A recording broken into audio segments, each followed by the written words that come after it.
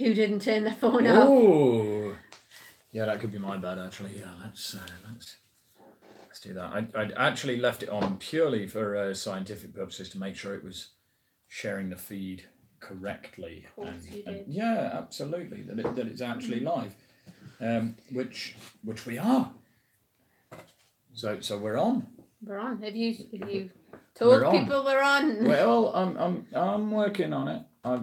We're gonna get the tech side of this sorted out fairly soon. I'm gonna get that there. Let's try a little bit more. Like, can everyone see us? Does anybody want? Nobody's actually there yet, so that's fine. So that will open there. It's all right. For the podcast, we'll trim this bit down. Yeah. Don't panic.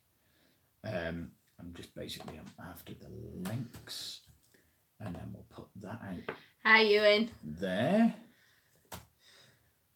And we'll put it out here, and then hopefully sooner or later I'll work out how to do this automatically. But it's a learning process.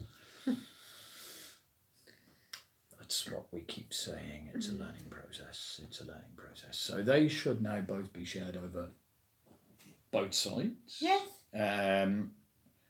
And the reason it's taking longer than normal is because the Black Gate and Green Dragon Combat Academy pages aren't linked to the historical combat. No, they're not anymore. Although they are very much, but they're not. Well, they're not digitally linked to the pages anymore, but they are still very much part of the clubs and part of who we are. I really should have thought about what I was going to say, shouldn't I? You probably should have, but that's a rule for life That'll that you help. should probably adhere to. Right. So, first news, I guess. Welcome to the new podcast. Yeah. We're going to try and do this monthly. Yes. We tried to do this monthly a couple of weeks ago. but the first one got lost. Somehow, somewhere in the technical link-ups where we were crossing everything to Patreon and YouTube and Vimeo and everything, it just disappeared somewhere, and we're not entirely sure where or how. So, first positions. Yes. Reset. Mm-hmm. Was nearly right the first time, but we just want to. Well, if you've been on set before, you'll know exactly what I mean. It's not that you did anything wrong; it's just that it wasn't exactly what we were after. So, So first up is the news that Historical Combat Company and the Blackgate Combat Academy and Green Dragon are now just the Historical Combat Company. Yes. As one thing. Yes. The reasons behind this are many levels deep. Yes. But the easiest one to say to everyone is it's just going to be easier to keep track of what's going on. It's just easier for us. Okay? It's just so much easier. It's so much easier, right? It's so much more simple. Mm-hmm. It's going to be a lot easier to keep track of what's going on. It's going to be a lot easier for you to keep track of video uploads. Mm-hmm. It's going to be so much easier for us on social media because then we don't have to remember which club is in charge of which gigs. So whilst they still very much exist in our hearts,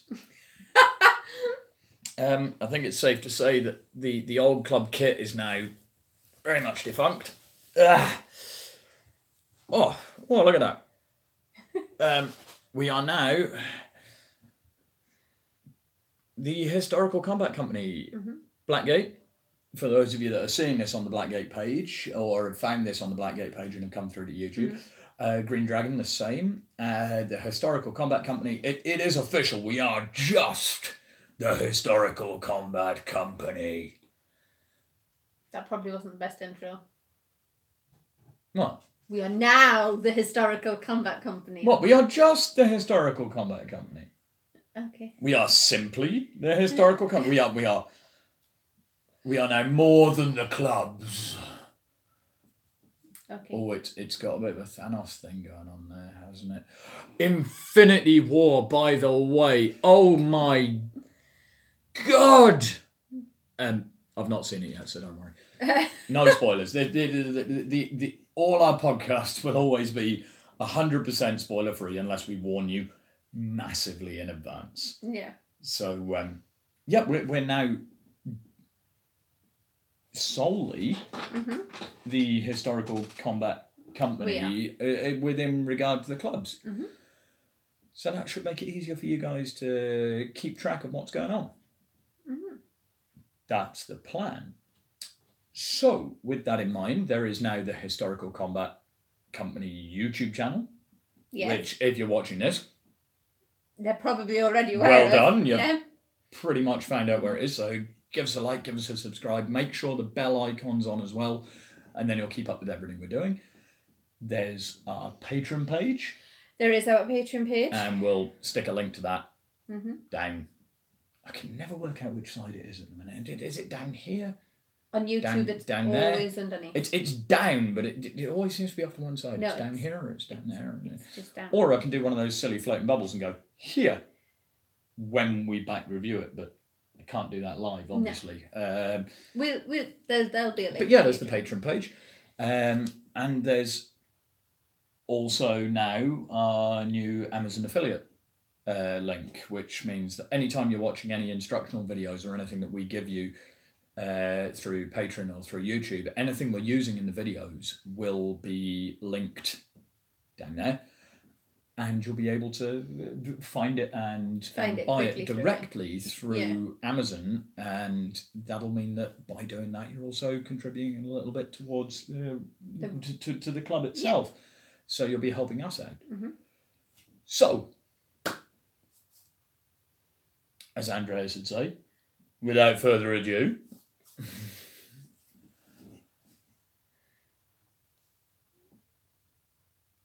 why the podcast? What are we actually doing? Like, why the podcast? It was your idea. It wasn't my idea. It wasn't my idea at all.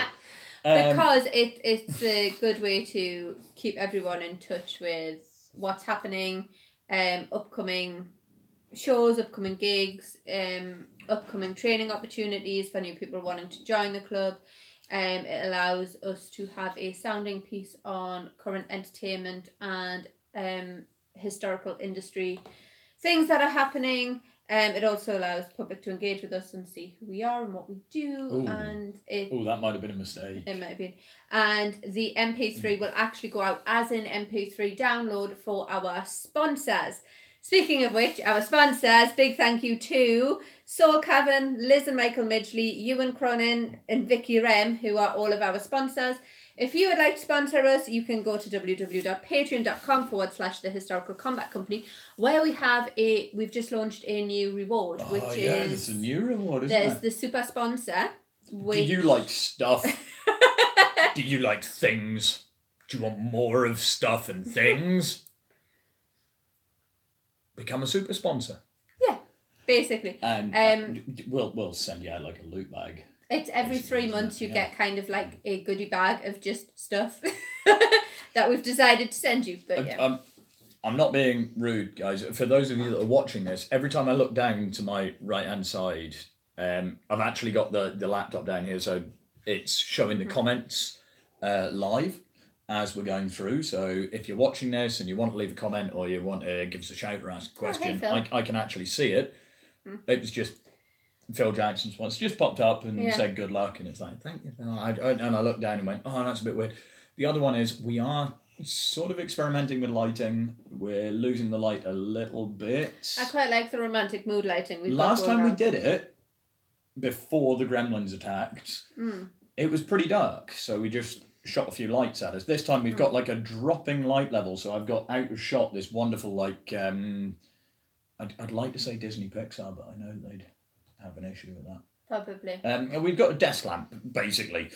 we're sort of moving around to try and get the lighting right so that it doesn't show off my jawline too much. You don't have a jawline. But it's a work in progress, so bear with us. If the lighting goes a bit funny on the video feed, we can see what's on the camera, we can see what's on the video feed. So if you see me sort of wandering around over here, I'm technical adjustments as we go on.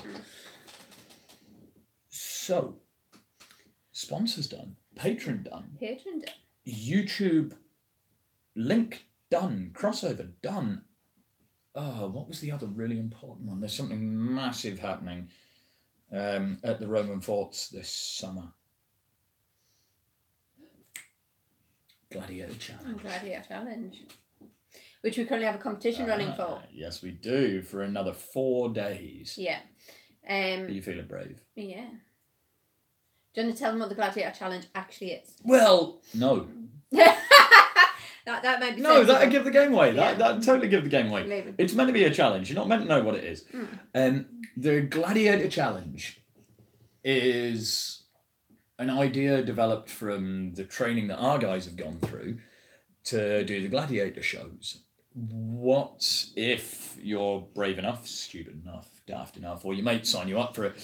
If you come along to the Gladiator Challenge, you'll have a full day of physical trial. Yeah, basically just getting beasted. Yeah. It's going to be. It's definitely going to be a challenge. The idea is that the whole thing is attainable for anybody because our team are very adaptive and they're very good. So if for whatever reason you can't do 120 press-ups, like most of us, if you can't do 120 press-ups in one go, we're not going to ask you to. The idea is that you feel challenged in yourself, but that you feel like you've gone through the process of learning to be a gladiator. So there will be physical challenges, there'll be team challenges, and then we'll teach you how to fight in the way that we do. So it won't be hitting each other combat, unless we bring padded swords, and then it might be. But it won't be blood sport combat. It'll be dramatic combat. So hopefully by the end of the day, we're going to get the tug of war and everything out there, right? Oh yeah. And the log of evil. Oh, the push log challenge. Oh, you mean Logius? Yeah, Logius. Everybody's best mate, Logius. Yeah. Basically, it'll be a tough day. If you come along expecting that you're going to get a cup of tea and a slice of cake every 25 minutes, you are going to be deeply, deeply disappointed. If you come along thinking this is something that I can really set my mind to and give it a bash, and I want to, by the end of the day, maybe be able to have one of the other guys on the course or one of the instructors film me having a fight looking like a gladiator and be able to go away to my mates and go, look at me, I did something like off Spartacus. Of course, a lot of people have been kind of encouraged to set up a Just Giving page and do this as a sponsor. Oh yeah, absolutely. Event. And also they will have the T-shirt. Yeah, because the only people that get that T-shirt are the ones who. I don't know if any of you are new to the channel or new to our Facebook page and stuff. Thank you so much for joining us. But if you remember a while back, Lily and Sadie went off and did a bridge abseil. Yeah, we did. If you remember the bridge abseil, that was a challenge. I will never forget the bridge abseil. It is etched on my memory. And what do you mean with a lot less blood, Bambi? There was no blood at the abs. No, there wasn't. There was no blood at the abseil. What are you on about? The idea of these sort of sponsor challenges or these corporate challenges is that you can do something to challenge yourself. You can raise some money for a really good cause. So, and for myself, a percentage of proceeds for what I did would go to Checkham Lads. Yeah. To testicular cancer awareness, because obviously we've got Jen's big charity bike rides happening. Yeah, exactly. And we sort of went, what can we do to give people the opportunity to do something for a charity, do something for a good cause, but still have fun doing it. And we went, well, we've got a load of swords and we've got a load of guys that know to fight. So, and the number of people that come along at the live shows and say, oh, I wish I could do that. And every group that come and watch it inevitably has got that one dickhead mate who's like, oh, I could do that. It's like, sign them up. Sign them up and we will make them cry. I'll fix the dickhead bit in post for the podcast. It's PG-13. Twice now. But yeah, they all go, everybody knows somebody who goes, oh, I could do that. It looks easy, innit? Step into the arena. We now have the genuine option to actually, as we did with Amy a while back. We did, but she nailed it. That's why she's now on the display. Amy was sat, right, for anyone that wasn't at the event at Arbea last year, Was it last year? Yeah, it was. It was a year ago. Yes, it was a year ago. Yeah. Amy was sat back, chilling out, watching the display, and somebody was running around with a spear. I forget who now. And this voice pipped up from the audience that just caught my attention and went, "Oh, well, that's easy with a spear." I went, "Is it really?" Now, at this point, I have to say, Amy had trained with the us lady before. in question is actually watching the live feed, so... and she had trained with us before, so she'd done training prior, so I knew that she was going to be quite if good. If she dies, it's not her fault. And we had the insurance there, yeah.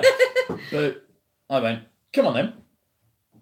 What have you got?" And we stuck her in the arena with a spear, and she actually made an absolute mess of everybody. And now she's one of the better... Yes, she is. One of the better, one of the best. I she don't know. She's really come on over the year.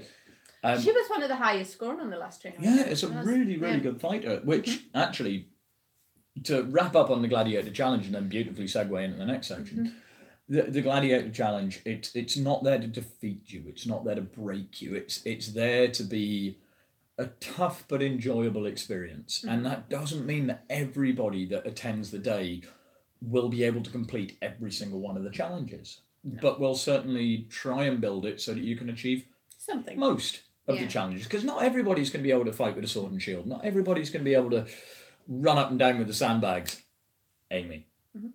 Not everyone's going to be able to do the reps with the There legs. is currently competition running on our Facebook page. If you go to www.facebook.com/Historical Combat Company, we are giving away a place on that course. Yeah. Well, what we're doing is all you have to do is like the page, share the post that's got the gladiators pulling on the rope and all the text, and then comment on it with the 3 people that you would most like to either torture or bring with you. Well, but anybody. Yeah. Because if you win, you'll be given a 50% discount to up to 3 friends to bring with you, because as it says in all the posts, nobody should stand alone in the arena. Yeah, you get your place for free, and then you can book on up to 3 friends for 50% discount. So, and if you do just want to book on and guarantee your place, booking information is available on the website. Yeah. So there is that there as well. So, linking back to Amy being a newcomer, essentially, a couple of training sessions, and then literally coming through, getting beasted with sandbags. Well done, Amy. And really developing as a fighter. In fact, that's happened across the entire team this year. Yeah. They've all really put in the hard work. But we found over the last, I don't know, maybe a couple of years, that 4 hours or even 8 hours when we were lucky enough, a month, was not enough time to build people from a base level to a good performance fighter. So what we've done is we've tweaked the course and we've tweaked the training and we've redeveloped everything into a weekend-long beasting. Yeah. a weekend-long session where we give everybody, if you're brand new to it, everybody the basics and the introductions, and if you're more experienced as a performer, the weapon sets, or the other guys that already know them or that are trying to work with them. And I believe our next training session is going to be the back end of July, early August. Yeah, I believe so. July time. We haven't set dates, so you'll have to keep an eye on Facebook. Yeah. Basically, you come along for a couple of days and you can come in as a complete newcomer, you can come in with some experience, and at the end of the course, you will be given your Combat Performer 2018 t-shirt. I don't know if I've got space. I'd show you the back. It's very nice, but there's a lot of hair down it. It says Combat Performer and it's all dated. And you will get kind of an in-house certificate that basically lists 2 scores. One is your range, which shows how versatile a performer you are, and one is your skill, which is how well you perform with the weapons. No, so. in-house certification. That brings me back to a point for later on, actually. So let me just make a quick note of that. In-house cert. There you go, because there is something I'd like to talk about on that in a little bit, but that isn't, I think we've covered all the company stuff as such, except, well, 2 things, actually, except this Saturday coming from 6 p.m, so on the 28th, from 6 p.m. until 10 p.m, we have the team practice. Now, it's not a training session. It's we're not going to tell you how to fight. It's for previously experienced combatants in any dramatic combat. So be that, I don't know, BADC, BASSC, BAA, anything that you've done prior dramatic combat, not reenactment fighting, not HMB, because they're very different. But anyone that's got the experience of stage combat can come along and, what was it James said on the Timeless Adventures? Have a bash. You can come and get stuck in. Yeah. It's free to our members, but it's £10 on the door to anybody else, just to cover kit, venue, and stuff like that. But the idea is that you're in a workshop space with like-minded people for 4 hours that are trying to build silly fight routines or learn new weapon sets and things like that. So that should be a fairly regular thing, monthly. We're trying to run monthly practices. The thing it depends is, on availability and numbers the and gigs. Monthly practice out of being, because it has to move dates, it has to move around, it has to change, because we now have so many gigs.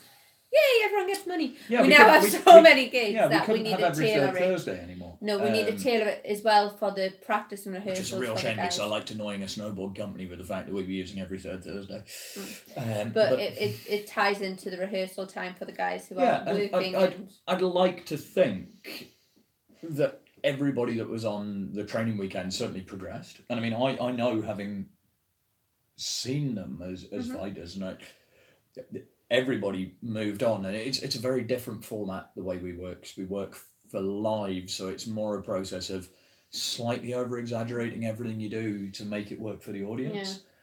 But I think everyone that came down and had a bash, you really can't pull that off. Really I can't do James. I'll get him here at some point. You'll see. Probably what I mean. could if you give him enough drink, but I need to put on about like 12 stone as well. And get Sorry, much bigger beard. Sorry, mate.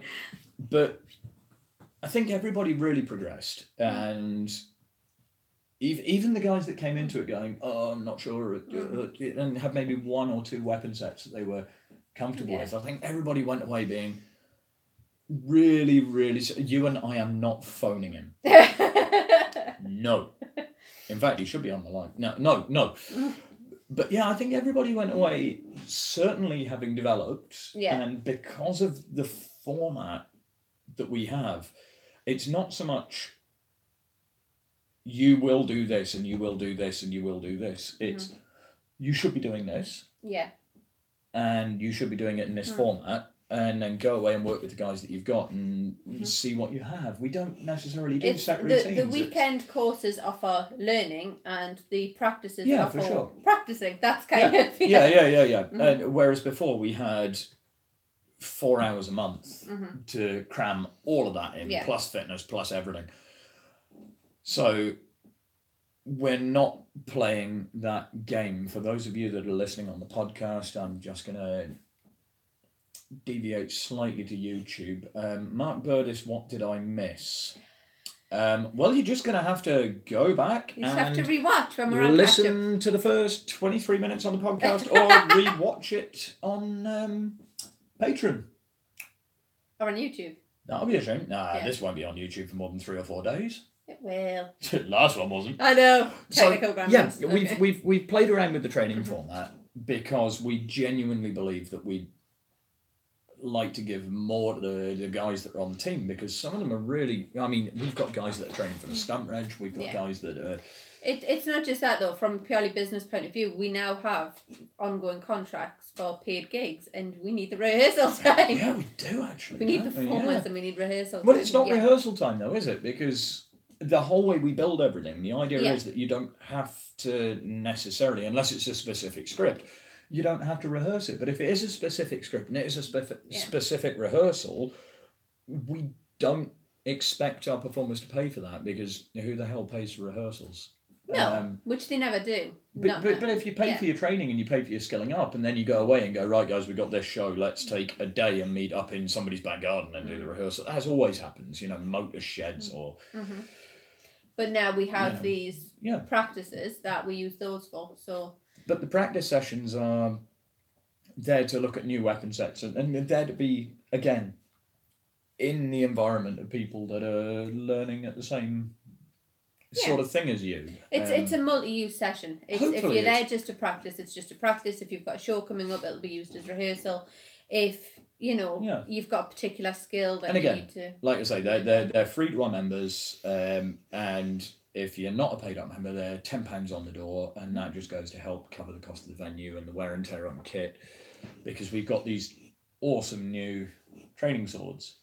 We do, yeah. There'll be a link there, or maybe there. Where do you think we are? Once we've taken this off live and it goes to the video, at the end of the thing on YouTube, there'll be a link up here somewhere with a playlist. It's always down. I don't know. It's always down. It's always down.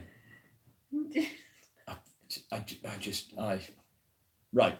There'll be a link there, and you can see the cold steel gladius that we've got for our training kit now, and we've got shields, and we've got extra kit. So you don't have to bring any gear with you. We can supply you with all the kit that you'll need. So that's training and practice, and so that really is everything as far as the company goes. So now we sort of move into beautifully segued. Yes, you, and the links are literally here. I could have been their hostess, couldn't I? Your links are really here and here. You have no. So moving on, now we get to the sort of the meat and bones of it. What the hell's going on? With what? Everything around the world in the lines of dramatic combat, or HEMA, or HMB, or what's going on? Should we do? We need a little like beep beep beep beep beep beep beep beep beep beep beep beep beep. This is the 9 o'clock news. Although it's not, but we can't use the 9 o'clock news because that's copyright. That's the 10 o'clock news, sweetie. No, do you not remember the 9 o'clock news? Oh yeah. We can't use that, BBC. So what's going on? What's happening? What's coming up? Ooh, what's occurring? Oh no, that was BBC as well, wasn't it? So I guess we move on to the next section, which is HMB hype. You can despise me all you want, but I can put an echo on that in post. It'll be amazing. You can't. Historical medieval battle. Oh my God, there is so much coming up. I mean, we've got. Let me just, because I know it. We've got Battle of the Nations, 3rd to 6th of May in Rome. Sorry, Rome. For anyone listening on the podcast, there were air quotes around that. Oh, if they didn't catch that. It's actually at a place, and I'm going to try this in Italian, which will probably mean that it's in Spanish. Wow, go on then. But it's the Castillo di Santa Severa. And if that was in Spanish, it would be the Castillo di Santa Severa. Why do you do an impression of Speedy Gonzales every time? Arriba, the Castillo di Santa Severa. No. Also, he was Mexican. That's practically Spanish, right? Only because of the mass, so bloody wall. No, what actually happened? Battle of the Nations announced they were in Rome, 3rd to 6th of May, and the venue isn't quite in Rome. It's actually this amazing, Spanish Civil War era, walled fort outside of it. It's absolutely incredible. The top of it is Spanish Civil War. The roots are definitely medieval. It's absolutely incredible as a venue. Sorry, the comments are just beautiful. Next time we're doing this offline. No, we're not. And basically, it's the Castle de Santa Severa. It's this beautiful, beautiful venue, and they're there, like I say, from the 3rd to the 6th of May. So that's this coming weekend, I think. Weekend after. Allow me to check the calendar. No, I'm pretty sure it's this weekend. Oh no, wait. Next weekend. Oh yeah, I'm a week behind myself. It's next week, because of course, yes, of course. Practice Saturday, Then Battle of the Nations. It's all right. I've got a calendar somewhere. She's there. He's called his worst things. It's the 3rd to the 6th, so it's this time next week. Mm-hmm. It'll all be kicking off out in Rome, and I'm not entirely sure how many teams are going, but given that it's Rome and Barcelona last year had, I think it was in the region 28 to 30 teams. Yeah. It should be incredible. And Battle of the Nations never fails to disappoint, if only for Stop Fight! Stop Fight! Medics, please come to lift! all of that. It should be incredible. And then, literally hot on its heels, the week after, I think, is it? We're there for like a fortnight. I know, this is why it's messing with me, because we arrive on the 8th. Yeah. But the week after, the official public event from the 10th to the 13th of May, IMCF, the International Medieval Combat Federation World Championships, come to Scone Palace, Scotland, which is, I don't know, for anyone, if you want to go back on the YouTube vids and look back through, there was an announcement made about this time last year at the end of IMCF. Yeah, there was. With myself, and I think it was Mark, actually. It was Burdis, Mark Burdis stood outside getting ridiculously excited, having maybe had a bit too much beer. But it was a good day, it was hot, it was sunny, and... there was a lot of beer involved. The UK teams did really well. They did. And we made this great announcement. It was coming to Scone, it was going to be amazing. Well, it's here. This is it. It's actually happening, people. It's in Scone. Members of our team are volunteering and working across the boards with the production team and the meet and greet and other bits in there. So we might end up playing a silly spot the HCC people game. I think we should, but we've already got competitions running for these two events, haven't we? Yeah. Well, not yet. We're going to announce them. It's going to be incredible. There are, now I made a note of this earlier, the official release from the IMCF is 500 plus competitors from 31 countries. Now, that's not really a fair announcement, because what it should say is 499 competitors from 30 countries. And then one competitor from Mexico, who, like an absolute badass, is coming over to compete in the Sword and Shield. Oh, I might cheer for Team Mexico. That's it. He's amazing as well. I know I should really be cheering for Team Scotland, and I will be all the way cheering for Team Scotland, because we're there with the Scottish Night League. We're helping the Scottish Night League. I'll also be cheering for Battle Heritage. I'll also be cheering for Armoured Combat Ireland. But I'll definitely be cheering for the poor guy from Mexico, who's just the cost of getting there. My I know. God. And aside from that, the other one that I'm definitely looking forward to seeing is Sky from Australia. Because she fought like a lion last year, and she really did. And her armour's beautiful as well. She's got this really nice Middle East, like some Middle East, Far Eastern hatanga, big pointy helmet, and she's a tank. It's going to be... No, they sort of compliment women, usually. Oh, no. Appreciate it. It's going to be a great event, and the atmosphere at them always looks electric, but we've never been able to go, and now it is literally on the doorstep. Yeah. And I don't care where you live in the UK, it is on the doorstep. It's not that far, it's 2 hours north of Newcastle, I think, off the top of my head. Yeah, but everyone south of Hull thinks Newcastle's in Scotland. Yeah, but Newcastle is 5 hours from London. I've driven to London for gigs. It's not that far. Yeah. You know, you can get there. And it's not that expensive. You think your fuel cost to do the length of the country, what's it going to be, like 60, 70 quid? Yeah, depends what you're driving. Yeah. And then a tent and a bit of camping and a bit of chilling. What's it going to be if you fly to, let's say, Rome, and then have to find a hotel? Because you can't take all your camping kit with you. Let's say Rome. As long as it's not a hotel in Rome. Yeah, don't book a hotel in Rome, my God. No, we'll get in trouble, stop. Sorry. It's a genuine point of contention within the community at the minute. So, but long story short, guys in armour beating 7 bells of something out of each other for the next, like, more or less month. it's just going to be incredible. And okay, so the armor might not be historically accurate, and the combat might not be historically accurate if you're going to get down to it, but it's really cool, It's and really it good beats fun. the hell out of watching the football, because aside from everything else, the UK teams are quite good at it. Yeah, there is that.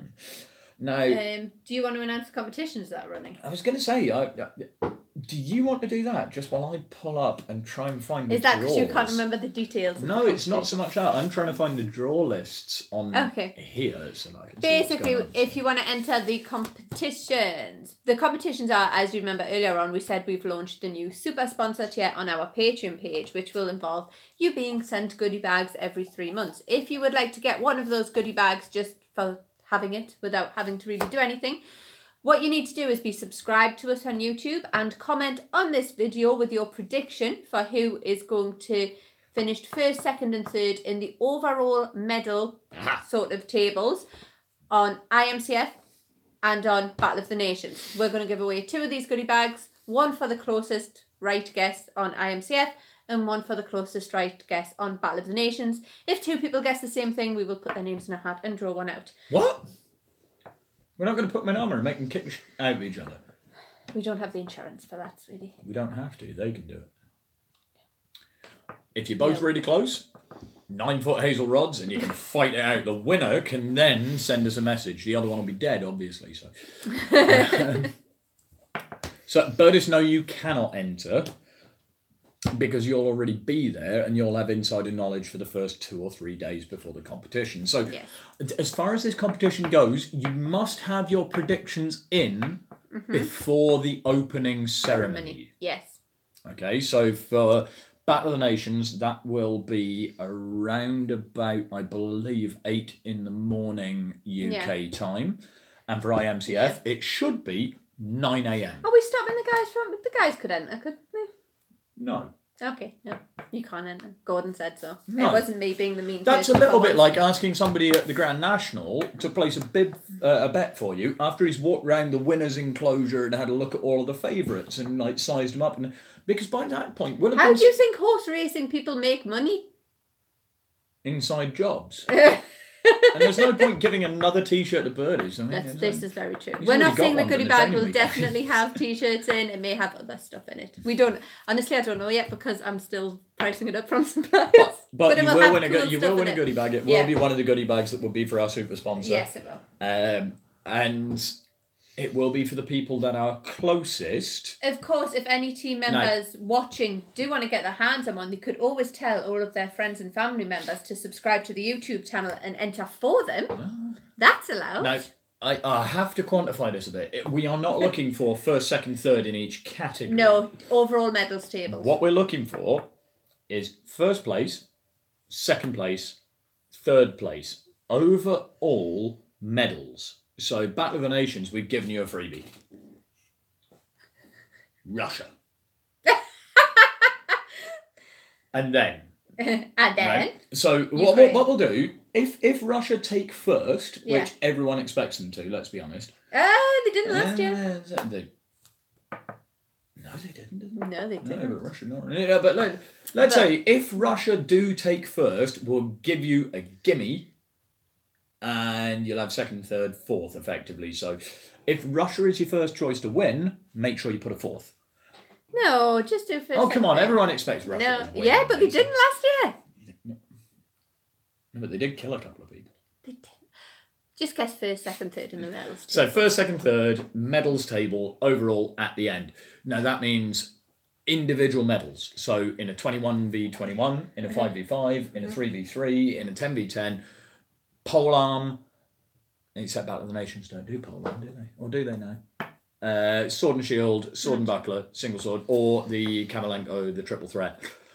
But the overall medal winners. Now, just to give you a flavour, men's longsword, 1v1, Battle of the Nations.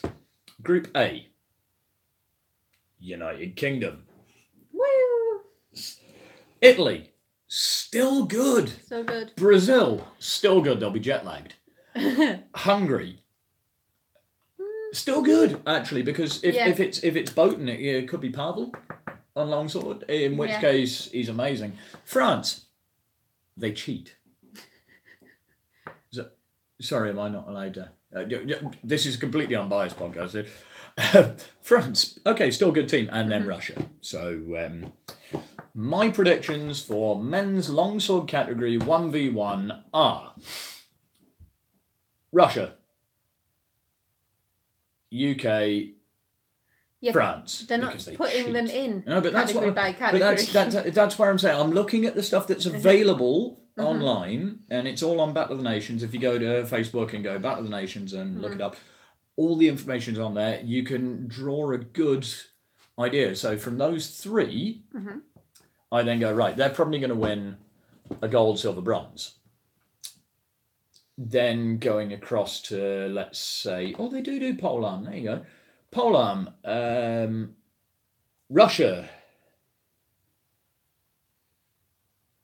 Ukraine and probably Finland. But you can get an idea of who's facing who. So you're going to have to do a bit of research and a little bit of digging. But you'll be able to see who's drawn against who and make an educated guess. That's the idea. Or you can just guess. Or you can just wing it. Now, let me just catch up with... Actually, let me not catch up with... I was about to say let me catch up with the comments and see if anyone's asked anything, but looking at the people that have been commenting, I don't want to answer any of those questions. Yeah, I made the mistake of when we were doing this of asking social media for what we could talk about. None of those things are repeatable. I don't know. Right, so we'll go carry on with the IMC with the HMB theme, and then move to IMCF, which apparently has a much better organisation. And so, interestingly, 5v5's Pool A is France, Italy, Spain, Ukraine, and first place and second place in those will move on to fight first place and second place from Ireland, Poland, Scotland, and South Africa. Totally unbiased, you see. It's good. Pool C, Austria, England, Sweden, Wales. Ooh, so none in there that are any good. Pool D, Argentina, Denmark, Germany, Norway, Austria, Finland, Quebec, USA, and then Pool F, Canada, China, and Luxembourg. So at that stage, it's anybody's game. I would genuinely love to see a Scotland-England playoff in the third round, but it's very unlikely to happen, sadly, because England will probably get knocked out by Sweden. But anyway, the 10v10s, the big ones, like the more mass fights. We've got Denmark, Finland, France, Ukraine in Group A, Australia, Canada, England, and Germany. Ooh, England and Germany in Pool B, and in Pool C, Poland, Scotland, Sweden, USA. That is going to be really interesting because the three strongest split teams, or the three strongest teams, are split across the three pools. So that should be a lot of fun. And then the 16v16 for those that can field the teams. We've got Poland, Ukraine, USA, Pool 1, and Australia, England, France, Pool 2. Sadly, Scotland can't field the 16v16. I thought they'd be able to, with it being home nation. They should have, but... things happened. I believe it was legislative. Oh, okay. But yeah, so yeah, Poland, Ukraine, USA, Australia, England, France. That should be really interesting. Longsword is going to be awesome. Yeah. There's Longsword also. Austria, England, France, Thailand are new. They have put in some air miles getting here. Is Thailand new? Were they there last year? I don't know. I can't wait to see their armour. That's going to be amazing. Then USA. And then Pool B, Italy, Luxembourg, Scotland, Spain, and Sweden. Pool C, Denmark, Estonia, Lithuania, New Zealand, Wales. Pool D, Canada, China, Norway, South Africa. That's a good mix. It's a good point there. It's actually Scotland, USA would be It'd be amazing, wouldn't it? Yeah. USA did quite well. Pool E, Argentina, Austria, Germany, and Poland. Argentina were good last year, though. They were. The Argents were scarily good last year. And then Pool F, Belgium, Chile, Ireland, and Ukraine. So there are loads of people going for longsword. I'm gutted not to be there. Mm-hmm. Ladies, women's 3v3, Australia, France, Quebec, South Africa, Ukraine. First and second advance. And Pool B, Argentina, England, Finland, USA. Now, I've seen some of the guys, or the ladies that are associated with Team Scotland. I don't think we need to armour them up. I don't understand why we don't have a 3v3 team there, because Shona is really scary. I'm going to share this. Ladies, we'll get there. I don't care. Ladies longsword, England, New Zealand, Poland, South Africa, Austria, Belgium, Russia, Ukraine. Oh, I already know who's won that one. What? Oh. How have Russia snuck into IMCF this year without a 21v21 team? I know. There's a ladies longsword fighter. Oh, that'll be good. Australia, Ireland, Sweden, USA, Canada, Italy, Quebec. So for that one, it'll be Russia. 1, 2, 3. No, if it's Galena. And then there's pole arm for 8, 12, 16s, 22 fighters in pole arm. Hang on, is there a Scotland fighter? There's a Scotland fighter! Right, you legend. At least I think I didn't make it to the national qualifiers. So I don't know. Women's sword and shield, 4, 8, 12. There's like 20 fighters in women's sword and shield as well. Men's sword and shield, God, there's 30 odd. It could end up with an England-Scotland final. Ladies pole arm, 10 fighters, 12 fighters. It's just vast. I mean, the field is huge. 500 odd fighters across 31 teams, or 30 teams in Mexico. That's going to be amazing. Just as a spectacle, seeing that many people in 10. So if you get the chance, just get there, be part of it. It'll be amazing. I really need to make a medieval costume. It's like, what, 2 weeks ago and I haven't started sewing yet? It'll be fine. Oh, sweetie, it's not even 2 weeks ago. It's about 2 weeks, isn't it? We're there in 2 weeks, aren't we? Yeah, fine.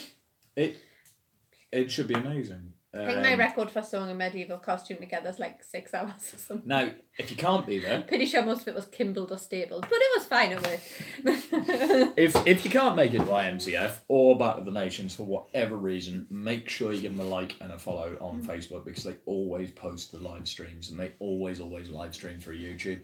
As soon as we find the live stream on the days for IMCF while we're there, we will make sure that we share it through to... the Historical Combat Company's Facebook page. So you'll need to like the page to be able to keep up, because we won't be able to share it here necessarily. No. But we'll also be trying to do... We're going to try if we're and do allowed... We might do a podcast from the tent. We might try and do a campers... a fighters camping closure podcast. Because... I don't know. I don't know if you guys can tell, but I'm so excited about this. This is possibly. If not, we'll just have an HCC one from the pirate tent, from my lovely sofa. This is possibly the best thing to happen to sword combat in the UK for full contact armoured combat. That said, if we're moving away from full contact armoured combat a little bit to HEMA, yes, there's loads and loads of interesting stuff coming up in HEMA. There are lots of competitions coming up in HEMA. And there is a... I don't know if I want to quote him as this. But when we announced we were going live, I got a message from Bob Brooks at Hotspur School of Defence, and he said, if you want some interesting combat, talk about HEMA. And I messaged Bob back and said... You come and talk about HEMA. Can you be a tad more specific? Because it's a very broad thing. And he just went, Messer! And I went, brilliant. Tad more specific? Research! Tad more specific? I'll tell you what it is, Bob. Can we just get Bob on the podcast? Why don't we just get you on as a guest and sit down and have a chat at some point? I think that's a good idea. Because for those of you that aren't familiar with Robert Brooks... Robert? Yes, that's Since when do you call him Robert? That's his published name and his certificated name. For those of you that aren't familiar with Robert Brooks, he is a I'm running through all the words I can say that I'm not allowed to because we'd have to bleep them out in post. He's a master of his craft. He's he very, really is. very knowledgeable. I've been studying longsword for years, and within 5 minutes in the class with him, I realised I knew a damn sight less than I thought. When it comes to Messer or Bronze Age sword and stuff like that, he's fantastic. So we'll try and grab Bob on to talk about this really new, interesting Messer research. But equally, there are hundreds of clubs across the UK for HEMA, and there are tournaments running all the time. There's the Triple S. There's is it Durham? Medieval as well. I don't know if they do tourneys. Yeah. They certainly instruct. Yeah. There's Triple S in Edinburgh. There's Hotspur School of Defence in Newcastle, and then there's obviously the big uns, like Scholarglad and London Longsword Academy with Dave Rawlings and stuff like that. So we normally point people at Bob at Hotspur. It's just close. Yeah, and he's very good at what he does. It's a bit German. So something about Bob's that I really like. I love the fact as soon as it starts getting towards IMCF and Bolton time, everyone starts to be categorised by their nationalities. It suddenly gets very divisive. I've got a little Scotland flag. It's going to be on the tent whether you like it or not. We're there as Team Scotland. We have to. And, we are not there as Team Scotland. We are there helping Team Scotland. As far as it goes for IMCF and Teagal Bar, you Battle Heritage. But when we see you there, I wish you all the best of luck because it's going to be an amazing contest. I don't think there's any animosity between the fighters outside of the lists or competitions, tournaments. That's what I love about the competitive side of sword combat is. Yeah. I'm never saying this as you. I'm outnumbered by those guys that are dicks in sword combat tend not to be around that long. Yeah. It's those people that just sort of can be beaten down and stand back up and go, yes, fine, I met a superior opponent or I made a mistake that will stick around. And I think that's what I love about it. Yeah. Because actors. Which actually, following on, brings me to my last sort of talking point. And I'm aware this is definitely going to inspire debate, which is kind of the point. Yeah. And I know I ran this by you very briefly, but if I may. Okay. Where do you stand on the saturation of the industry with regards to professional courses? Now, with the industry, what I mean is the performance combat industry, not the performance combat industry isn't saturated with professional courses. Actually, should we just knock that off and go just for the performance industry, full stop? So, acting classes, singing classes, dance classes, workshops, promising to make you the next P.T. Bonham in a week and a half. But more specifically, where do we stand on effectively this sort of,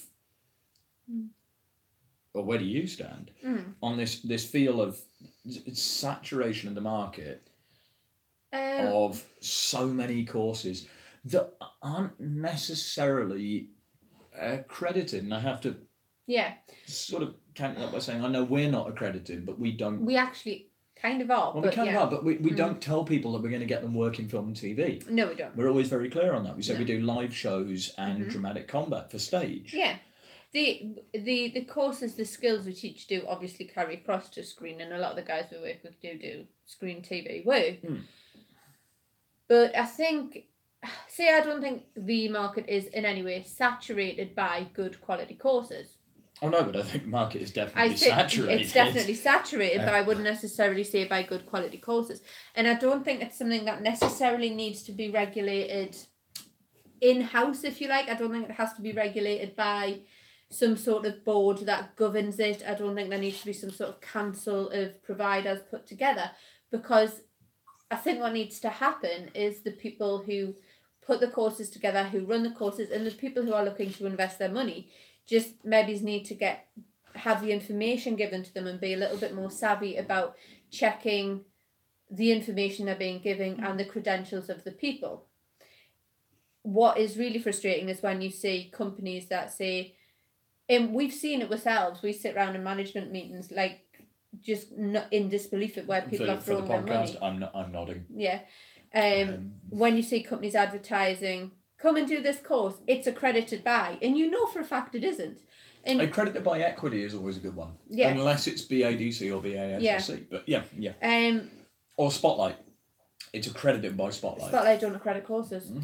Yeah. And it's so easy to check. And if anyone's watching this and they're looking and going, well, I want to check if this is everything it says it is, if these people have worked with this group or that group, if they do carry an accreditation with this, that, and the other. Research. Just send an email. Just send an email to Spotlight. Send an email to Equity. Send an email to whoever and check it. Send an email to the BADC or the BASSC or the BAA or FBS stunts or something like that. They'll know. The thing is, you like in the case of the British Action Academy, they say they're JISC affiliated. They are. No. The BAA always said they were recognised by JIGS, which is the Joint Industry Grading System, and instructed by JISC, which was the Joint Industry Stunts.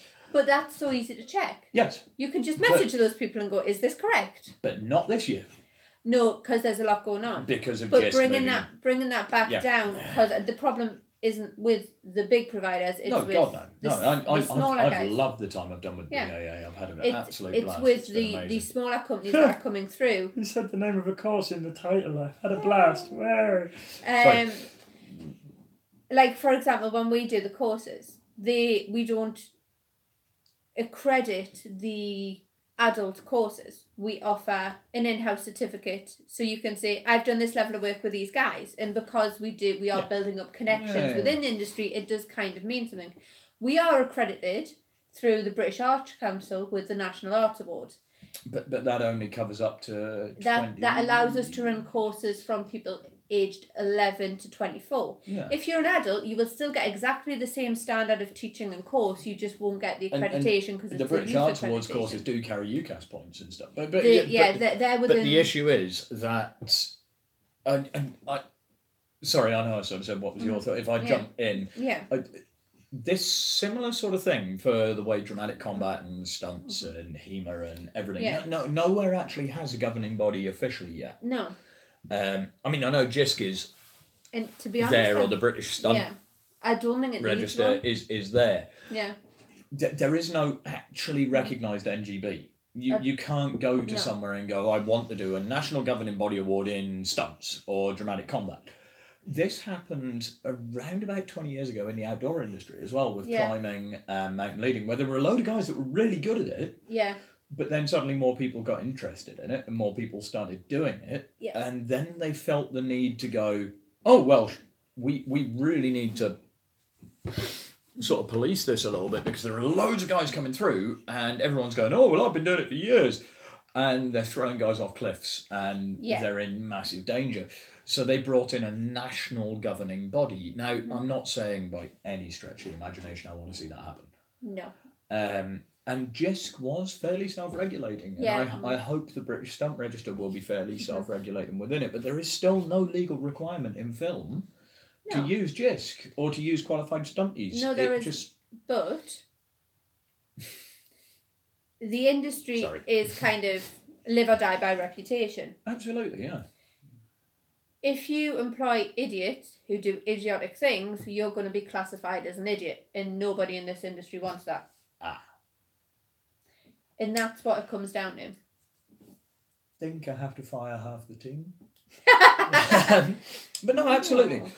I mean, I've worked on sets where there have been BIA guys there. I've worked on sets where there have been JISC guys there. I've worked on sets when it's been independent. There's been nobody there. And every time it's been managed, it's been safe, and the action's been good. And I think that's all directors want. If they've got the budget to go for JISC and you know you need somebody to fall off a 30-floor house. Yeah. What are they called? Towers. Blocks of flats, 30-floor house, block of flats. Right? If you've got to fall off a 30-floor block of flats, you want somebody that is going to get that right every time. Yeah, because that's an expensive You don't want somebody that you've just picked up off the street. I mean, look at Damien Walder's one for Assassin's Creed. That, what was it, 156? That was insanity. But he was the only person in the world you would have trusted to do that. He was the only person you would have looked at and went, yeah, you can pull it off. But Damien Walters isn't JISC. I know. And this is what I mean. It's just... And personally for me as a performer, not as a provider, Yeah. because I love teaching people. I've been a coach for those of you that don't know me, that are on the podcast or on the live feed. I've been coaching now for half.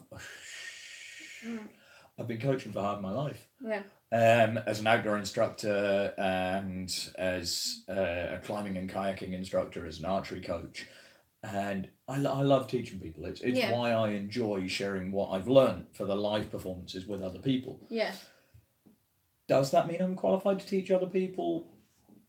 Yes, because I'm a qualified coach. Yeah. And then the coaching qualification that I've got covers over so many other things. And if I have the appropriate skills, then yes. Would I try and teach or coach somebody to do backflips? No. I get a gymnastics coach for that. That's what Jamie is for at the minute. That's why we have Jamie. Would I try and teach people small sword? No. That is what Molly is for.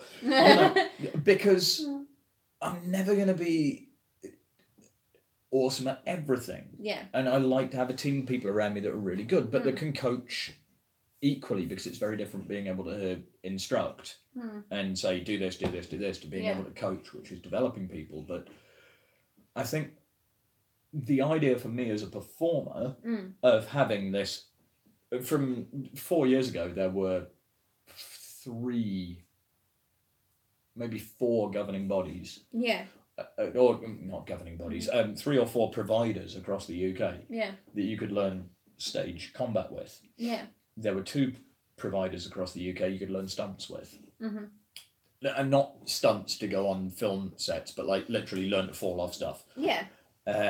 Now, there are loads. So surely, from a sort of devil's advocate point of view, not having this certification and not having this national governing body over everything and having healthy competition between companies, regardless of their standing, means that as a performer, you have a broader range of choice. You do, and I think it'll encourage people to sort of specialise more. I mean, our sort of specialty, if you like, is very much live shows, even though the skills go across everything. And they take a bit. Living history and live shows tend to be our thing. And again, you know, we've got the National Arts Award in place, so working with younger people is going to become our thing. The BBC said that a few years ago.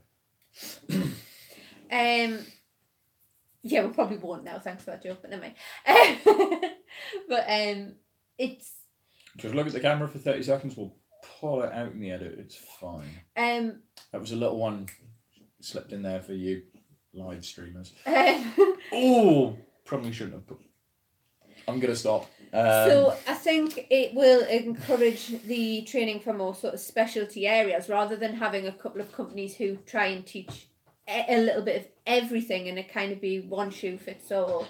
You know, you will get some very specialised schools coming up, but I think it will self-regulate, because when you look at what we do when we do a live show for the museums, even before the performances started, when you look at the work that goes into it, the RAs, the insurance, all of the preparation. Actually, going on to the insurance, that sort of ties back to IMCF this year. They should have had more teams. Yeah. But due to the unique way that insurance works in the UK, IMCF lost out on a few teams. So to have the correct insurance in place, it's a difficult thing to work out. And there is, you know, we've had it before where we've turned up to a venue who we're working with as a new venue, and we've gone, right, there's the risk assessment, there's a list of all of the weapons on site, there's a list of all the names of the people we've signed off to have those weapons, here is a list of our weapons store. We were meant to do here those. Is a list of here is a copy of our public liability insurance, here's a list of our performer liability insurance. You know all that paper that we've used to light the fires, right? Apparently that's not what it's for. But when very much, when we've turned up and I've gone, here is it's kind of a standard paperwork folder, where I go, there's everything, and it's kind of, we've never had this off any groups before, and it's like, what? we've never had this off groups before. You've never had this off groups. No, we thought they said they had insurance and it'd be fine. It's like, did they have the performer liability insurance as well? Actually, Did they have this? To be fair, this came over. Yeah. I sat down about a year ago with again with Bob Brooks and had a very in-depth conversation with him about insurance, and because we were looking to do more contact stuff and how the hell Bob insures himself for contact stuff, because they do contact sparring, and it turns out that if you want to do contact sparring, it's more linked to a martial arts license than it is to a performance license. But now our insurance is more towards the lines of dramatic performance, but it's a very tailored insurance. You can't just get it off the hook. You have to spend some time and actually. Yeah, you do. It's. Yeah. I mean, the actual paperwork side of it and the legislation side of it is something. It's a very boring subject, so I won't go on about it too much, but. It's something I don't know. There are guys out there that pay good money for that. There's I mean, like, we turned up once at we were talking to an event organizer, and they'd had a guy offer to run some basic sword combat classes, and when asked for the insurance, he said, "It's okay, I'm a member of Equity, so I have insurance." Yeah. That's not what Equity performer insurance covers. Equity gives you public liability insurance. 5 million, I believe. It's terrifying, I'll tell you what, if I get this wrong, Sadie will hang me. Yes, she will. But I believe it's 5 million public liability insurance for performance. Yeah. Not for weapons. Not for teaching, not for running workshops. When we wanted to start teaching, we had to get separate insurance. When we wanted to start swinging swords around, we had to get separate insurance. When we wanted to start looking at people's falling off stuff, we had to add to the insurance. When we wanted to start looking at people being set on fire. No. Do you know how much that insurance is? I do know a training. Have you got any idea how much that insurance is? Yes, and rightly so. It's bloody expensive. And you're only allowed to fall off things 2 meters high. You must measure them first. But is that 2 meters high from the ground? And I thought it was 3 on the insurance. 2 from the surface that you are falling onto. That's a centimetre, right, boys? No, it is not. Oh wait, no, that's 12 inches, isn't it? Oh damn, we can only fall from like this high up. But that's the thing. I think the whole process is, like you say, self-regulating. But stuff like that's all very academic until there is actually a serious accident. And so far, touch wood, there hasn't been. Training there hasn't been on set. Yeah, of course, there are accidents. But what does kind of make me fearful is that there will be, if the amount of kind of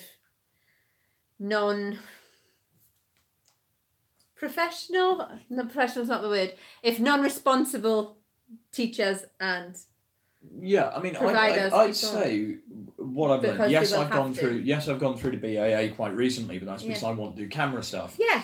And I've gone to the British Action Academy. And they're fantastic. Oh, they're brilliant. I will not hear brilliant. a bad word said Really about good. the British Action Academy, except possibly Matt T. Robbo.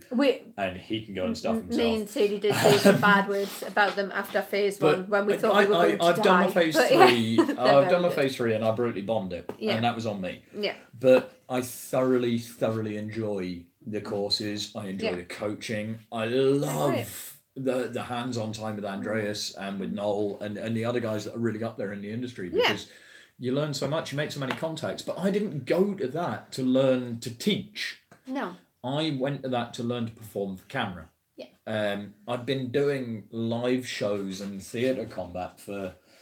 Yeah. Long time. 15? 10, 12 years at least. It was since you were 15, wasn't it? Yeah, When you started 10, 12 years. And I went, I want to do this, but I want to do it for camera. So I thought, what better way to do it than somebody that is JISC and now there's other courses coming up. There's FPS Action, and those guys have worked in industry and stunts, and they're now offering stunt-specific courses, explosions and pullbacks and wire work and stuff that I would never in a month of Sundays dream to teach because I have no experience in it. But you can go and do it. But does that possibly, and this will get all of the guys that are currently just on site you watch, does that cheapen being a stuntman?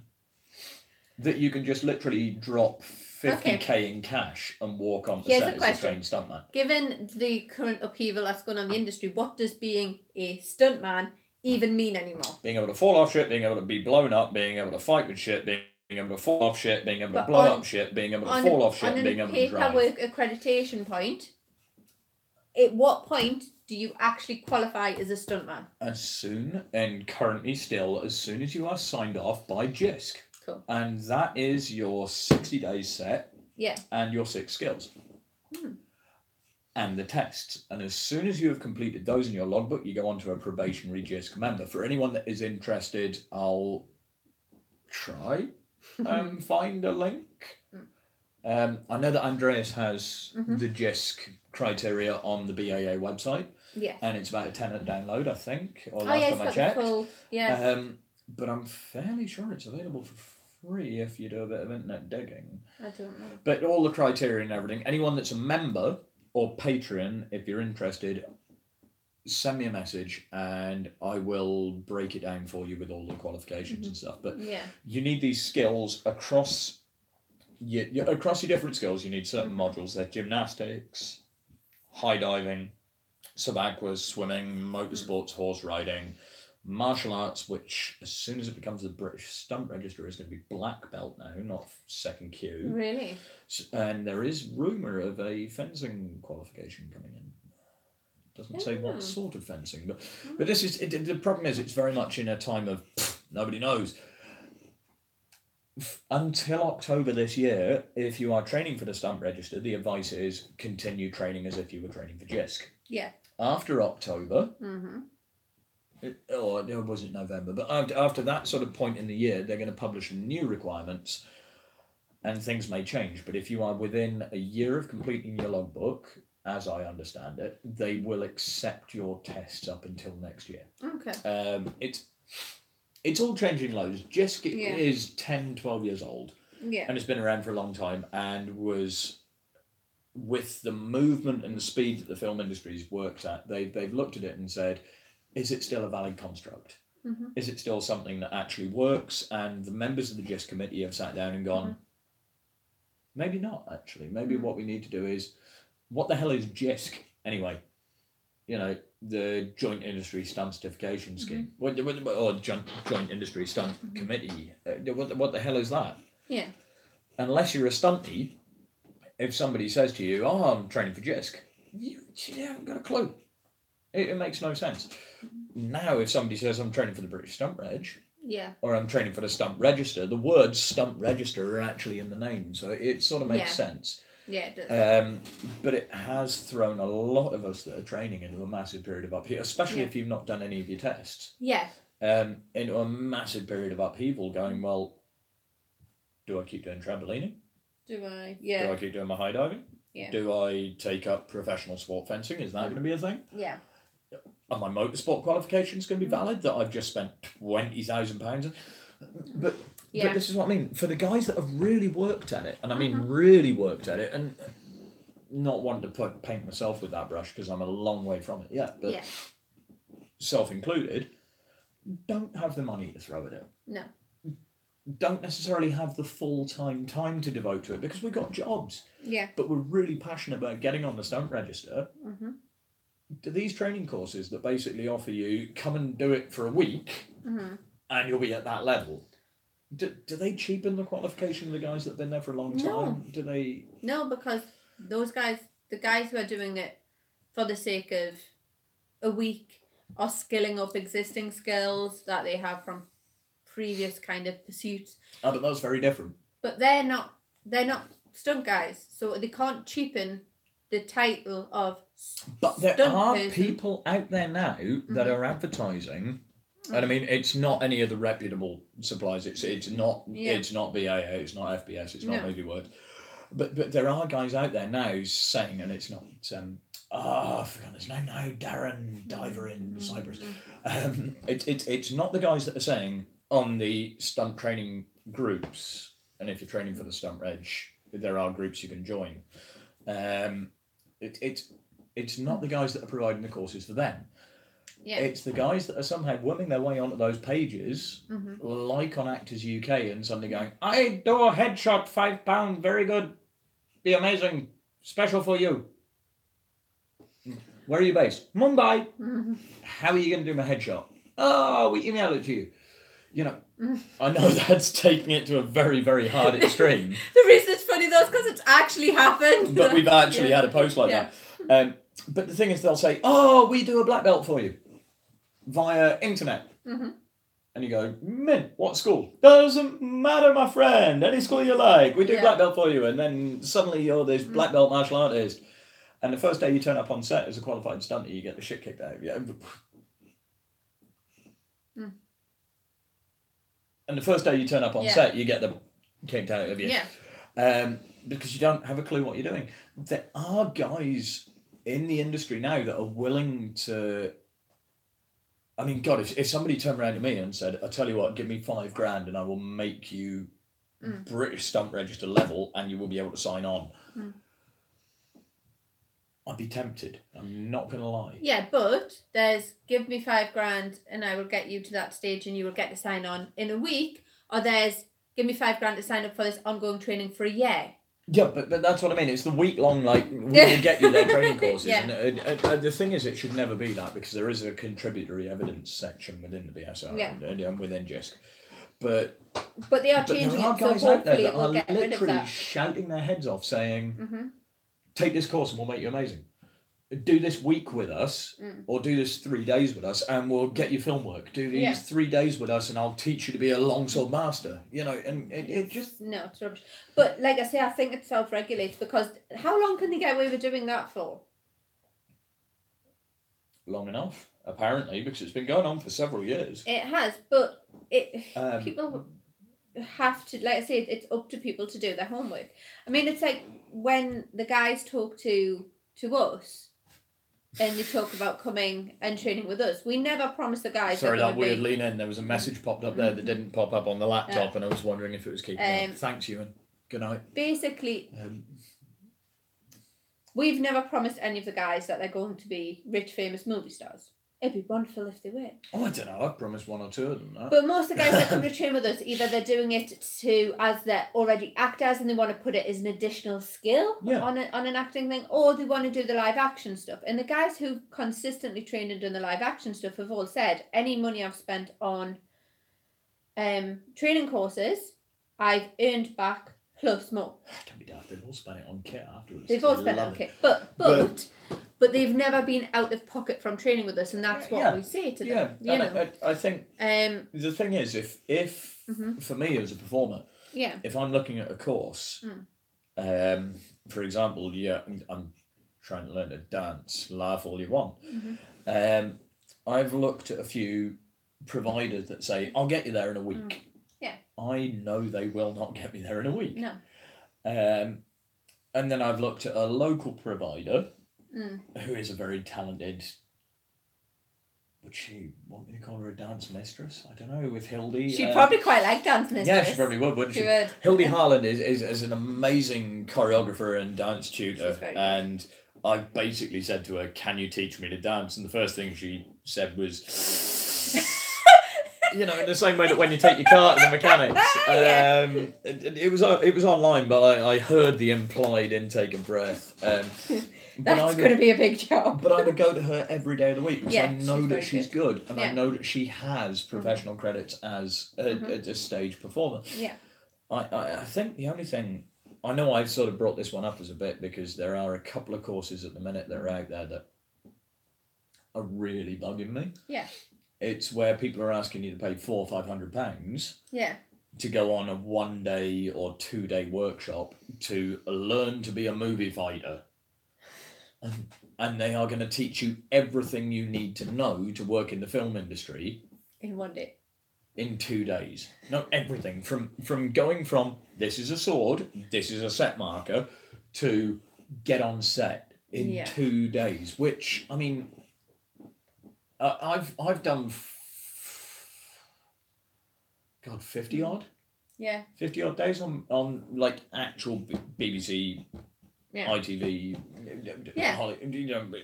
proper film TV funded sets, and then probably about another 20 days on independent stuff. Yeah.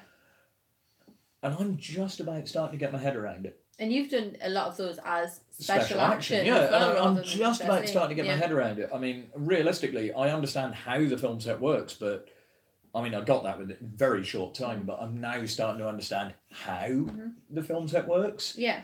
And how to dynamically build fights on sets without loads of rehearsal time and in shitty conditions. And with rubber swords that bend all over the place, and possibly a guy coming down the hill at you that's got no combat experience at all, and you've basically got to get rid of him and get the guy that's behind you. So you him off on a shield and you go in for the next guy, so that you don't have to fight Joe Bloggs that's got no experience, and you can have a good safe fight and do it 9-10 times exactly the same. But that has been a real learning process, and the way I've developed my weapon combat, from reenactment and bits and pieces at the armories to some, albeit limited, HEMA learning, and then into screen combat and stage combat and live display. I'm a decade in, and I'm still no good. You know, how do you pitch a course that says we can do that in 2 days? Pay us some money and we can do that in 2 days. By taking advantage of people with no experience and know their contacts to be able to tell them that they're going to teach you about it. Oh, sorry, I've just looked back at the laptop. Laura, we love you. Have we got a super sponsor? Yes, Yay! Laura has just set up a subscription to be a super sponsor from the start of next month. That is our first super sponsor. That means the first goodie bags are going to have to be awesome. Thank you so much. The first goodie bag will be... I tell you what, we'll do an executive goodie bag. We'll put a little extra we will. Something in there for you. That's amazing. Yes. But yeah, you know what? You've just broken it completely. I was getting really angry, and now it's really hard to be angry. Thank you so much. Honestly, guys, everything you do on Patreon, every minute you watch on here, it does support everything we do, and it's just I just really enjoy designing cool merch. So I put the super. I just put the super sponsor on so I could design cool merch every couple of months. Yeah, there's so much we want to do as a company. The training courses are part of it because we want to have a team that work really well together, and the whole idea of our training courses is to skill you up to be able to work in the projects we do, like museums, live shows. But again, going back to it, we never promise people Pinewood. No. Or the Hollywood. You know, we always say if you want to get extras work, sign up with an agency, sign up with Mad Dog, sign up with 2020. We're always there to give the guys advice. Actually, on if you're northeast based and you want work coming up, as long as you've got a DBS, which is a new change in the law, sign up with anyone. They have Vera, and until recently, George Gently. Spoilers. That can't still be a spoiler. If it is, you're watching the wrong podcast. And then, you know, they've got Dumping Ground and they've got Wolf Blood and they're all northeast based. But we never promise to get people work on those. We say if you want to, you can skill up with us and then you can go to XYZ. The thing that really boils my urine is the people that say, do a training course with us and we'll get you a Hollywood level stunts. It's not possible. Even the guys that are Hollywood level stunts that run the stunt courses, FPS Action, BAA, just stuff like that, they say, learn the stunts so that you know what you're going to do. It won't make you a stunt man or a stunt woman. Stunt person. It won't make you a stunty person. Just go with stunty. It's easier. No, because then that's Peter Dinklage joke, isn't it? It won't make you a good stunt person,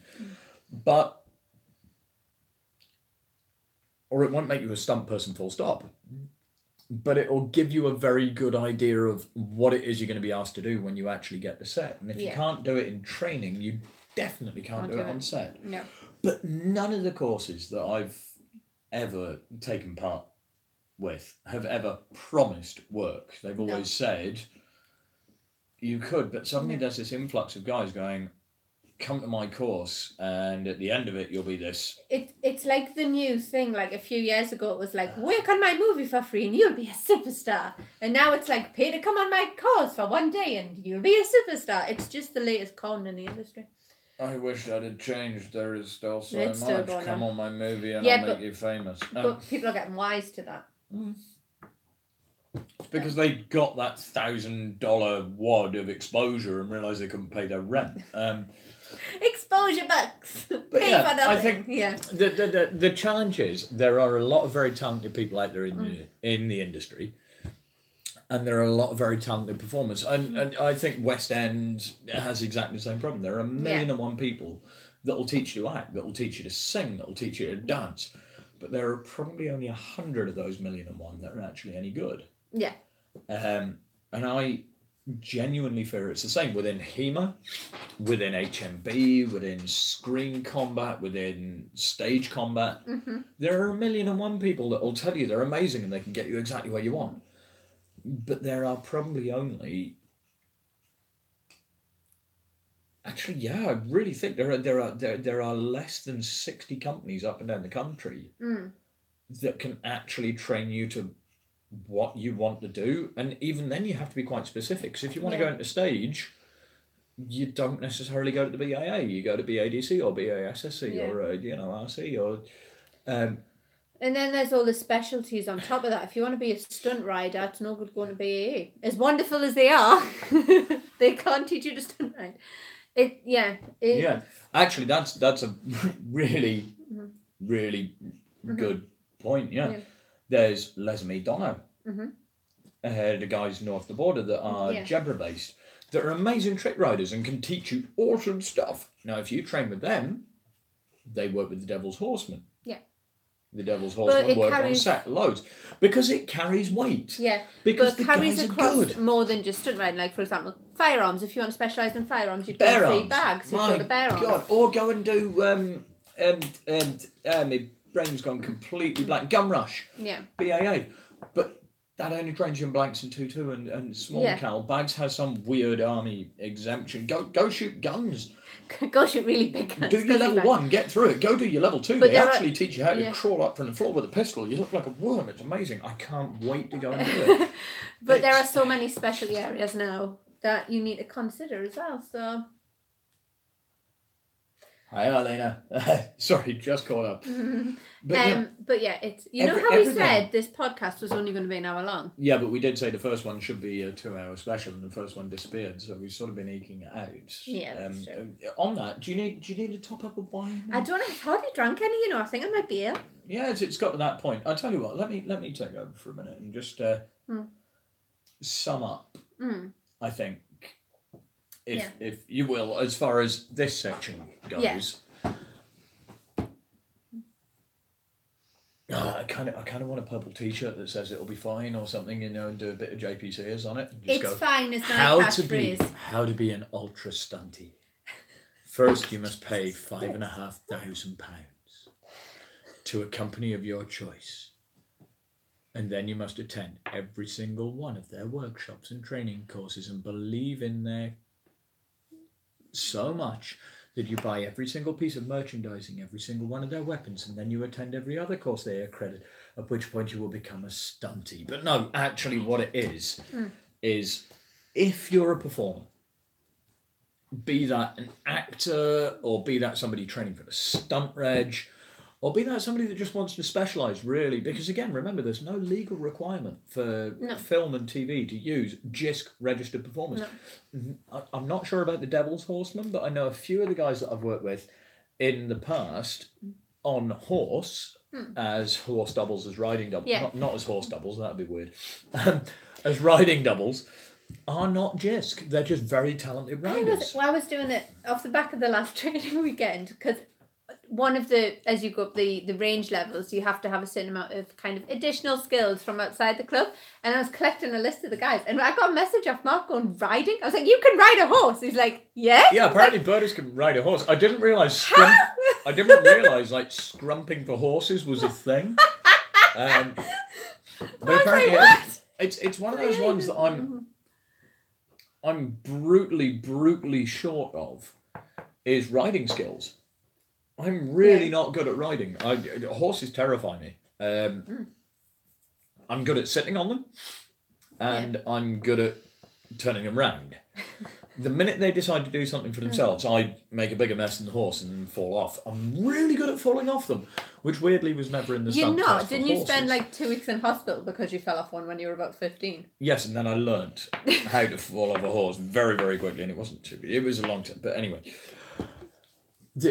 I think the thing is, as a performer, whether you're pantomime horses do not qualify as horse doubles. Yes, thank you very much, and we all know which end of the horse I was. The head, obviously.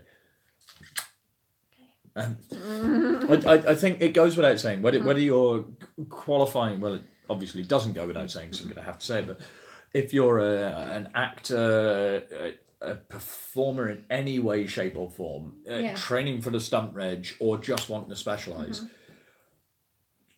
if you're going to book a course, do your research. Yeah. Make sure it works for you. Make sure it works for you. Yeah. Because you could book onto a course that is all singing, all dancing, all bells and whistles, and then 4 weeks down the line, when the certificate comes through, and you submit it to Equity or to Jigs or to Spotlight or anything like that, they look at it and go, nope. This isn't worth the paper it's printed on. Now, if you were never promised a certificate that is Equity, Jigs, JISC, Spotlight recognised, great, you've skilled up. If you were promised one and it doesn't work out, you've then lost a lot of money. And speaking from a point of experience, training for the stunt register is ridiculously expensive. It doesn't matter how many friends you have in the industry. It doesn't matter how many contacts you have. You are going to throw a lot of money at it. If you want to be on the register, it's going to cost you money. That's the reality of it. Even if that's just on getting your second Q or now your black belt, it's still going to cost you 3 years worth of work and a lot of money. And then you've got horse riding, motorsports, down the line. I mean, realistically, getting on the stunt reg, if you're not doing motorsports, they reckon you can throw 10 grand at it. Yeah, easily. Now, once you're on the register, don't get me wrong, you'll get that money back. Yeah. But it is a huge investment. Work, but it's a massive investment. And the last thing you want to have happen is finish up £1,000 course to find out that it does absolutely jack for what you're actually trying to achieve. So as a performer, and I know if you are a performer and you're watching this or listening to this, you'll already understand, but don't be naive. Just because somebody has a load of letters after their name doesn't mean they're any good. Or that they've actually earned the letters. They might just put them after their name. If anything hits you as slightly odd about the way they advertise the course or about the work that they're shouting on their show reel or anything like that, just go on IMDb, go on Google.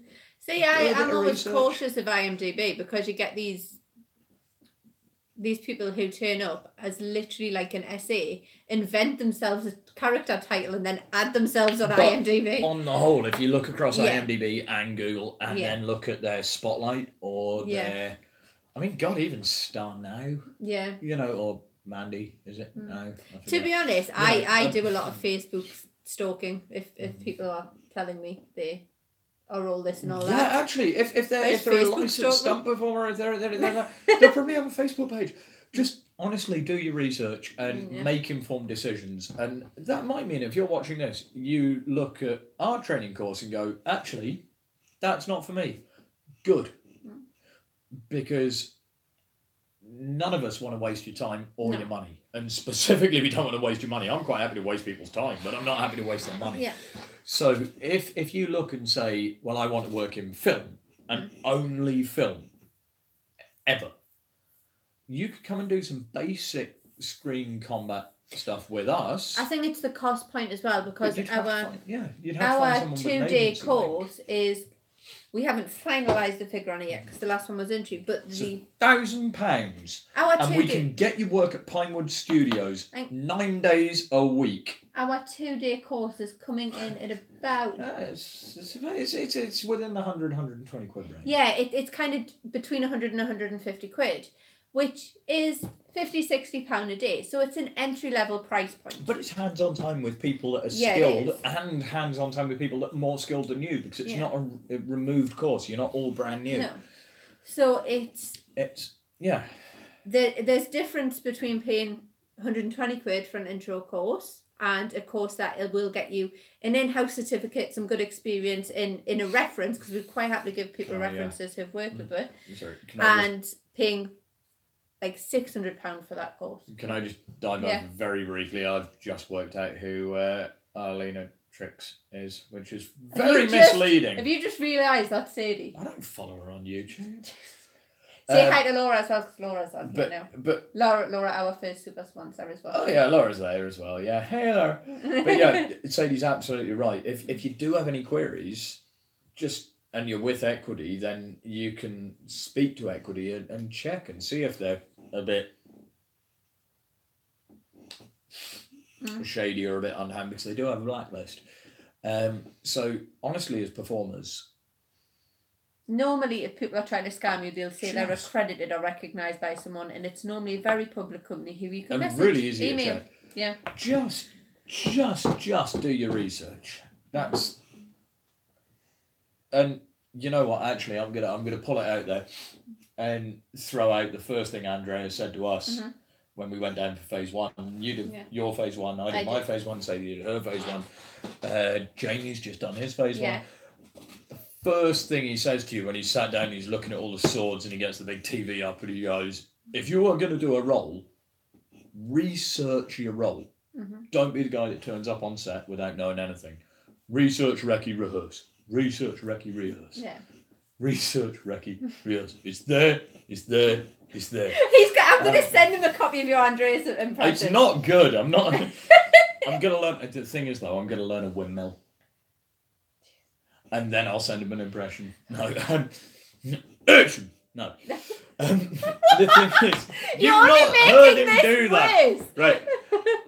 The thing, I respect the guy from the very root of my fucking performance core. I mean, Star Wars Episode 1 on the whole was a terrible, terrible film.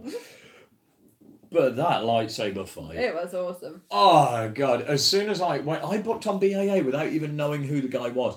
I worked with them on set and I went, this is a cool group of people and what they do looks good and I want to work with them. When I found out it was... Andreas has done everything. I was a little bit excited, but I'd already done my phase 1. I came back from phase 1, sat down in front of Google and went, who the fuck's that Andreas bloke? Having already seen his show reel. I was going to say you saw his show reel. Oh my God, right? And to learn from somebody with that amount of skill in the industry, it's just incredible. But the thing is, I'm now on to my 3rd course, and he's instructed on every single one of my courses, so you pick up little things they say, like, without further ado. You know, and it's brilliant, and I genuinely, with imitation being the most sincere form of flattery, I love the guy dearly. He's absolutely fantastic, and if you're looking for a screen combat course that is currently recognised by the stunt sort of grading committee, I cannot speak highly enough for the BAA, and I think most of our members will say the same. It's wicked fun, and you will make, I was going to say lifelong friends, but actually what it is more like contacts that will turn up on your Facebook and incessantly bug you by being better than you, Matt.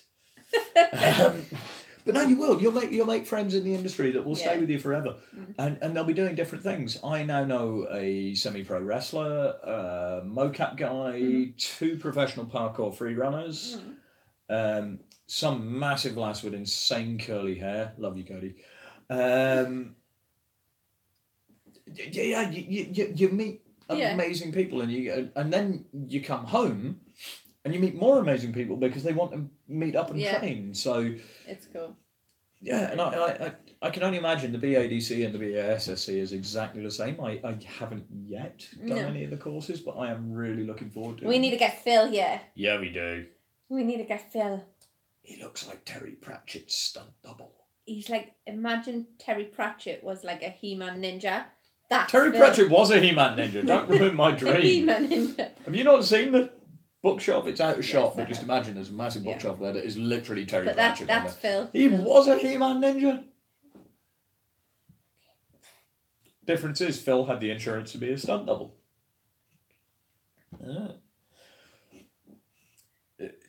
So yeah, the saturation of the industry with courses. To come back to the anchor.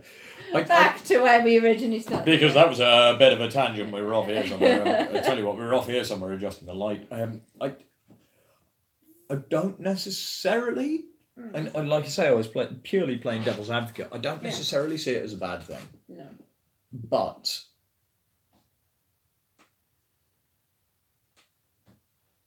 I do at the same time. Yeah. The saturation of courses from really good recognised providers, awesome. Yeah. Saturation of courses from dickheads trying to prove a point. Not good.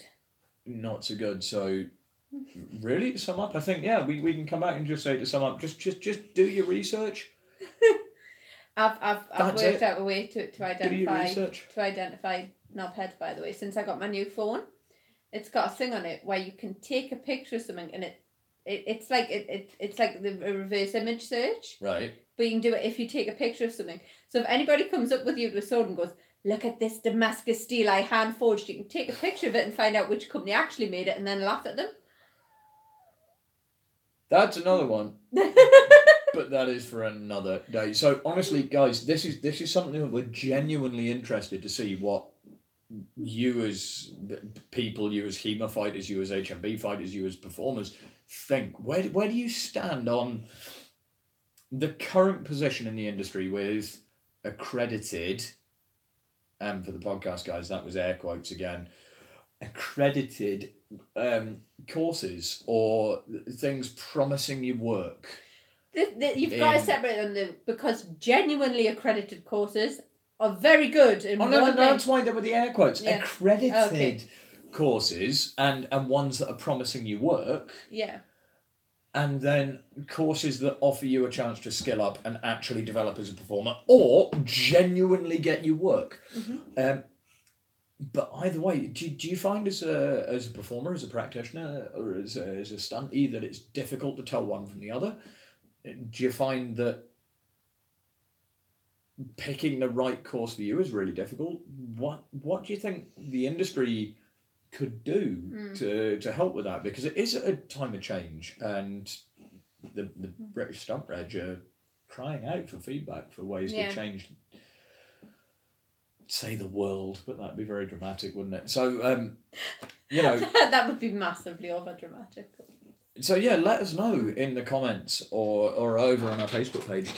Don't forget about oral competition. Do you think there's something we can do that'll make it easier for people to find good courses? Do you think that national governing bodies are a good thing? No, never. That's what the outdoor industry said. And now actually it's a really good thing because it's not like the BCU where I completely lose people's qualifications and make it impossible for them to work for a living. There's the difference. Making a single national governing body is not so great. But we'll again, do you think that NGBs are a good thing? Do you think that individual club gradings are a good thing? I know certainly the Triple S assess in-house. Yeah. A lot of clubs do, and I think... and equally, we're as guilty, we do. Yeah. If you go somewhere else and you wave a certificate from us and say, I've got this, very few places are going to recognise the certificate, but they will recognise the skill. Yeah. They'll say, right, so what can you do? Yeah. And if you're a range 5, skill 5 performer... But it gives them a point of reference. Like, if they went to someone and go, I've heard of the Historical Combat Company, let's say certificate, they could then go on the website and go, let's just get a bit of information on what this means. Yeah, but just a piece of paper on its own. No, what do you reckon? Honestly, let us know, because this is something that genuinely, I don't know, affects, concerns, bothers, messes with us, because we're in the industry and I think we want to know. The amount of misleading advertising in the industry is concerning, but that doesn't need to be regulated within the industry. There's already regulations for that in place as a consumer protection point as a whole. It's just it doesn't get reported very often, and I think that's the... Yeah, actually, for the comments there, Sadie's just come on and said this is exactly the same across everything in performance. Yeah. Not just combat, not just that, but she said there are companies that will say that headshots will get you work, and we'll charge you 300 quid for an hour's work, and then you get 10 photos that are absolute gash. If you do need good quality headshots, though, THCCo Photography, we've got an event running in May. Yeah. Check the Facebook page and the website for details. I believe it's £75 for industry standard. Not on me, I don't price anything, that's your job. It's around that mark for industry standard headshots that will fit the requirements for casting agencies and castings. It's cheaper for our members. It's cheaper for our members as well. And Patreon subscribers? I don't know. I don't think so, actually. I think just our members. But if a Patreon subscriber wants it, we can put it on. Yeah. Or if you're a cosplayer or you want some really cool shots, because she's just brilliant, mate. You can go on, it's THCCo Photography on I think we are going to start doing Patreon discounts that will be different to the member level of discount. But again, this sort of perception that you can rip people off in the industry and just tell them everything's going to be amazing, we can do all this, and then charge them a fortune and do absolutely all. It's worrying. It's becoming a trend. And it is deeply, deeply concerning, especially for myself as a training performer. Looking at people and going, well, who the hell do I trust? Yeah. Who? Well, I mean, we as a company, when we were first starting the company, we were as big a victims as anyone. We did some. We made mistakes. I'm never going to lie. We made mistakes. We worked for some people and had people work for us that weren't good. Yeah, but we've always pushed forwards and we've always developed, and we've gone, right, that didn't work. Yeah. Let's try this. Again, with the monthly training, we went, that didn't work. Let's try. But I think a lot of people don't speak out about when they've been conned or fell victim to a scam because they feel silly and they feel stupid and they feel isolated. They don't realise how big it is. Yeah. And I think it puts people off speaking up and reporting it. And like I say, I realise bringing up this as a conversation piece on an open forum is quite possibly shooting myself in the foot. Oh, look, forced perspective.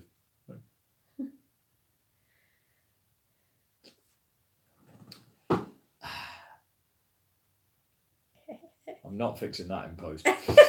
But I realise that bringing this up in an open forum is possibly a dangerous thing to do, because essentially, my only coaching qualification is a UKCC coaching qualification. My only license to instruct weapons, I suppose, is through time gained. Yes. And sort of vicariously by doing a bit of the BIA, but by passing BIA Phase 3 doesn't mean you can teach swords. But I think we've got the whole the time served point is a bigger thing, because as a company we started doing very small free gigs and have worked up the bigger professionals. I'm very much I'm not saying that people that don't have qualifications shouldn't be instructing, but what I'm saying is it's really difficult to articulate. I know guys that are climbers and kayakers that are incredible coaches and incredible climbers and kayakers, but will never be accredited because of the system. Yeah. I know guys that are incredible swordsmen that will never be accredited because of the system. I think that goes across all walks of life. That goes across everything. Yeah. But the reason they got to where they are is by experiencing multiple things and doing multiple things. I got invited to completely different thing but similar situation. I got invited to go and speak at a university on pre-Christian religion. Wow, yeah, that happened, didn't it? I have a grade C in RE and a grade D in history. That's it. The rest you got a D in history. I got a D in history. You should be ashamed. The rest of it, that's it. The rest of it is self-taught. I got a B. The rest of everything I do is completely self-taught. Should have been me, but I was hungover. But sorry, Miss Watson. Because of what I do and the work I put in and the amount of stuff I put out there, it didn't matter because the reputation preceded that, and that I think goes very much for us as well. What are you doing? I'm trying to make the bloody pen work. Right. Next time, get better pens. Right. So, anyway, validation of instructors or otherwise. I think we can safely say Yeah. the worst thing you can do is rush headlong into a course just because it looks good. Yes. Just do your research. And yet even the PT course I'm doing now, I did a good solid day's worth of research, and even then, the company's brilliant, but their online content, were we having words? Which when they see this, they'll go, mate, you can't tell us anything about online content. But I think if you're ever going to undertake a course, if you see this video, if you listen to this podcast, if you're ever going to undertake a course for anything in the performance industry, be it stunts, be it acting, be it singing, be it dance, firstly, check the credentials of the person providing the course. Can they actually teach what they say they can teach? Secondly, check what they say they can teach, and can they actually teach that? Is there a governing body that they should be registered with? Is there something there? Thirdly, check the insurance. If you get injured on one of their courses, especially as a performer, are you going to be able to cover yourself? Because if you break your leg on a training course and they turn around and go, oh no, we don't do that, we'll have a whip round, you're screwed. So make sure that you're insured. And then make sure that the accreditation that is there is actually available. Beyond that, check if you like the instructor. Yeah. Look for reviews, speak to people who've done the courses, and if they say they're accredited, send a quick email to people they say they're accredited by. That's pretty much basically be a professional. But I'd always say, if you're going into stunts or any sort of physical performance, check your insurance. You can't do that though, can you? How would you do that? By checking if the course is registered, and by checking if the course is legitimate, because you can't register a course without having legitimate insurance, because no venue will host you. But if I was going into a course, if I was going to book onto a course, how would I check that person had insurance?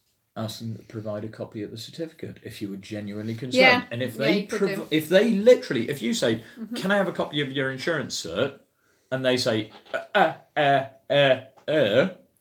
if the response you get is, for what reason? Because I've got a show coming up and I want to make sure, they will send you that copy. It's public domain anyway. They'll just fire it out there and go, yeah, of course you can have a copy of our public liability. I once got really concerned because I walked onto a set for a small independent film where they were obviously trying to be more... I've been fairly concerned on small independent film as well. But... They were obviously trying to be make out they were more professional than they actually were, and it was quite funny because this guy came up to me and he went, can you sign this release form, please? And I looked at it, and he'd obviously... I've worked on stuff without release forms. Like yes, so have, but it's normally like one week. So it's fine. It's people we know, we're good friends. But they were Did we sign release forms for Tachi Studios for Safe Haven? Nah, I don't care. If not, Stu, we love you. But like I say, they're not rich, but obviously they were trying to make a point that they were very professional. So he typed up this release form, and I, being the admin busybody that I am, looked at it and realised that they'd used abbreviations all the way through without predefining what the abbreviations meant at the top of the contract. I was actually, like, that's I'll sign that. No. Means nothing. Lens, that's another really, really good solid point. If, when you look at the sign-up paperwork, there's anything in there that's questionable, question them on it. Yeah. If they turn around and go, oh, well, I'm not talking to you about that, because if the company is legitimate, open, and genuine, any question you ask them, they may say, well, why'd you ask that?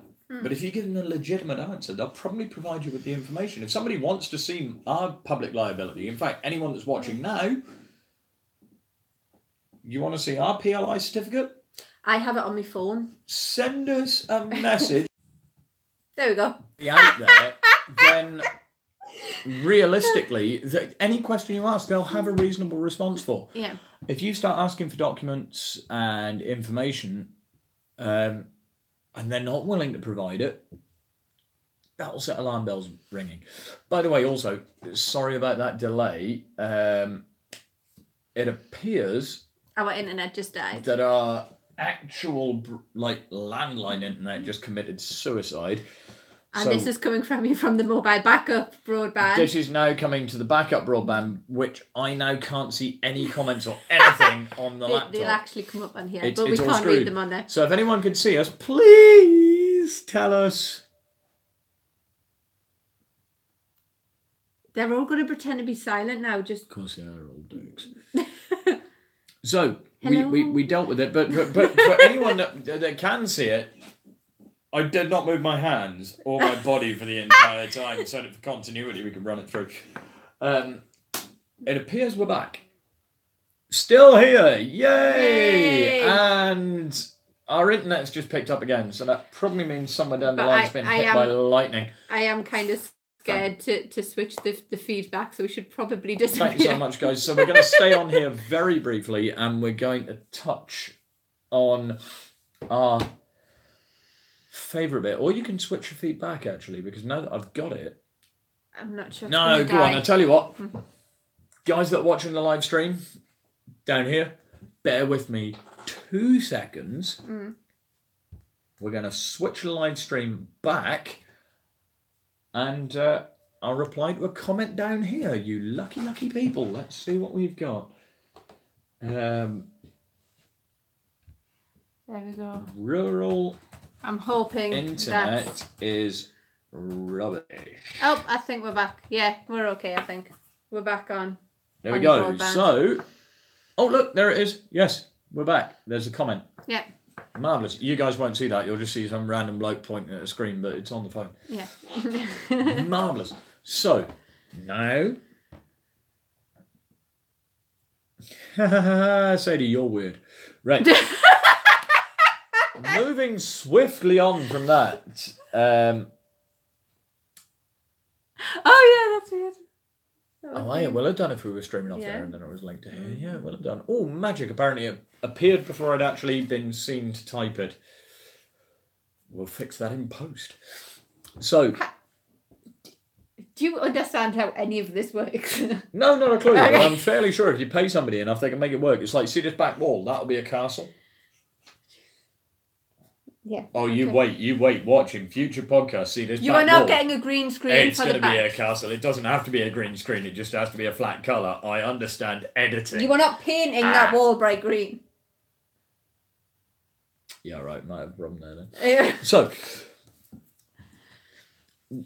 to recount, if you're going to book a course, make sure it's something that's beneficial to you.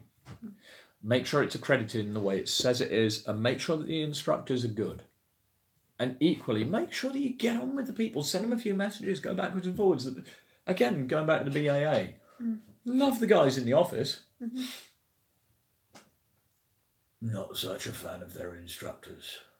You love their instructors. I know I love those instructors. Like, even Matt. Even You had Matt on your course, didn't you? Matt Robbo? I think so. Crazy little mocap Matt. I don't Looks know. like Smeagol. Looked like Smeagol's weird brother. I can't remember. Oh, I love him. He's brilliant. He's really funny. I'll I find a think we video. did. I'll tell you what I'll A long do. time ago.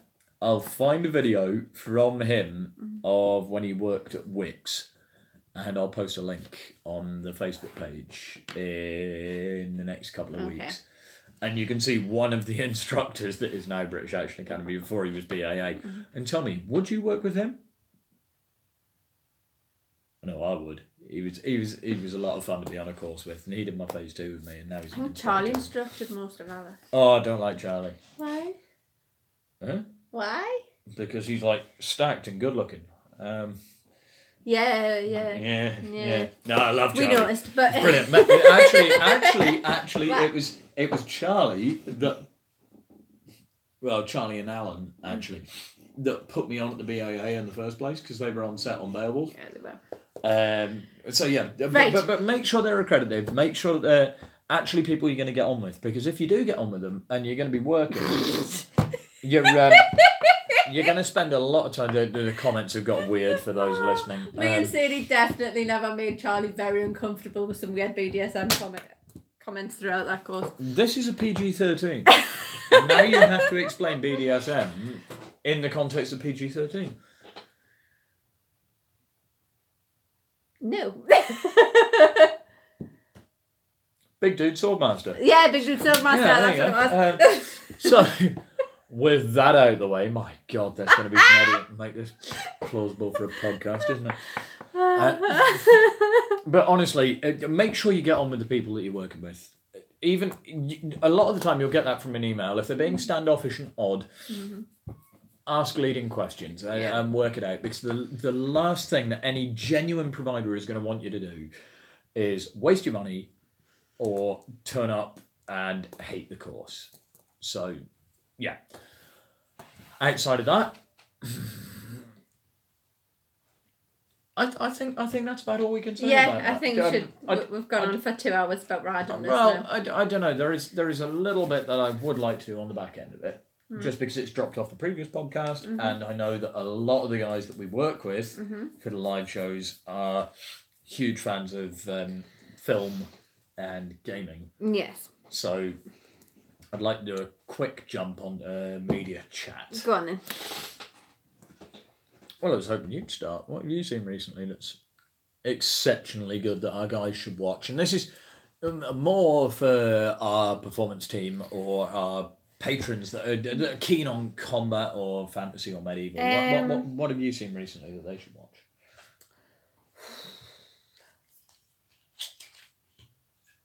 It's not a very recent one, but I've watched it recently and it's still on Netflix, and that is the Unabomber Manhunt series. I've heard good things. Is exceptional. Anyone who's in their SFX and wants to see big SFX done very, very well, watch it. Ooh, big explosions. Yeah, but it's not... No spoilers, mind. It's not as they're happening, it's the close-up on the aftermath of them and the way it's done. Okay. Yes, Sadie, that's got Glow. If you haven't watched Glow yet, watch Glow. Glamorous ladies it's of amazing. Wrestling. How it's good. So good. The thing is, me and Sadie... Glow was amazing. And the girls said it and I went, all right, yeah. No, it's genuinely brilliant. And then when you finish watching Glow, for God's sake, watch the documentary. It's insane. The thing is, me and Sadie, it's like finished binge watching. So good. We just finished binge watching Glow, and then James comes into training and goes, "I'm going to teach us how to wrestle." And me and Sadie were like, "Yes!" And he was like, "What the hell is happening?" It's like, I don't understand what is going on in this session with the girls, but it was so good. Right. Very good. Really good one for me recently. Timeless. Yeah.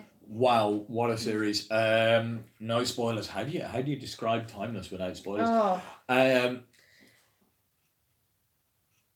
Time travelling historical vigilantes. Kinda, yeah, that's probably a good But subsidised by the government, going back and through. It's on Netflix now. It's absolutely incredible. Upcoming. Current.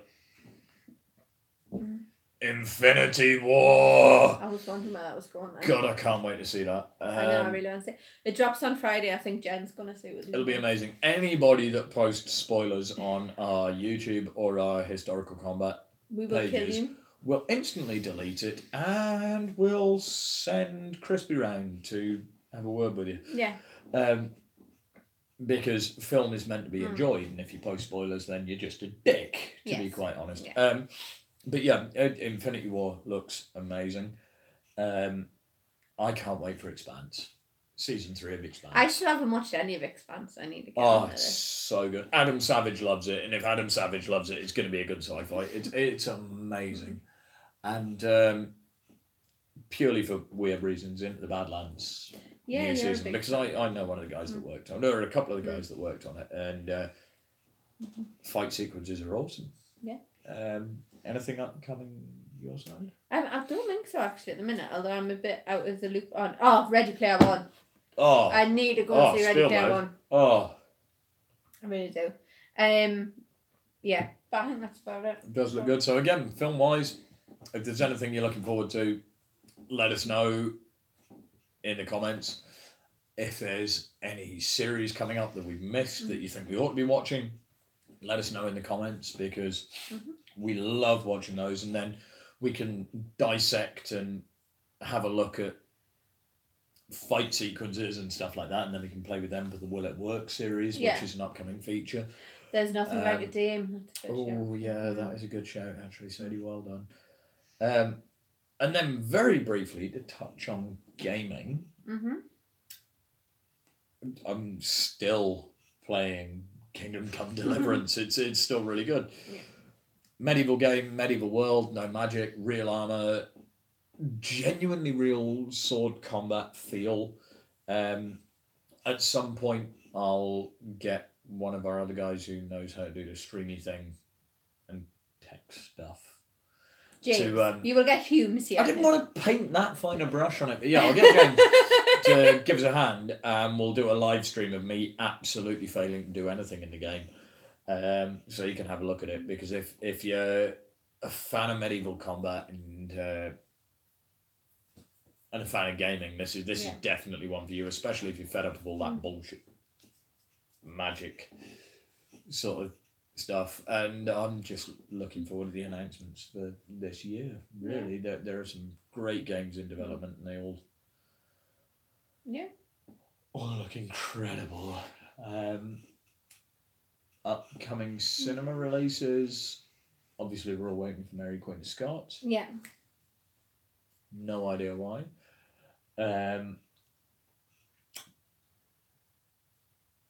Yeah, that's about it, really, isn't it? Oh, Deadpool 2, of course. Yeah. I am looking forward to that.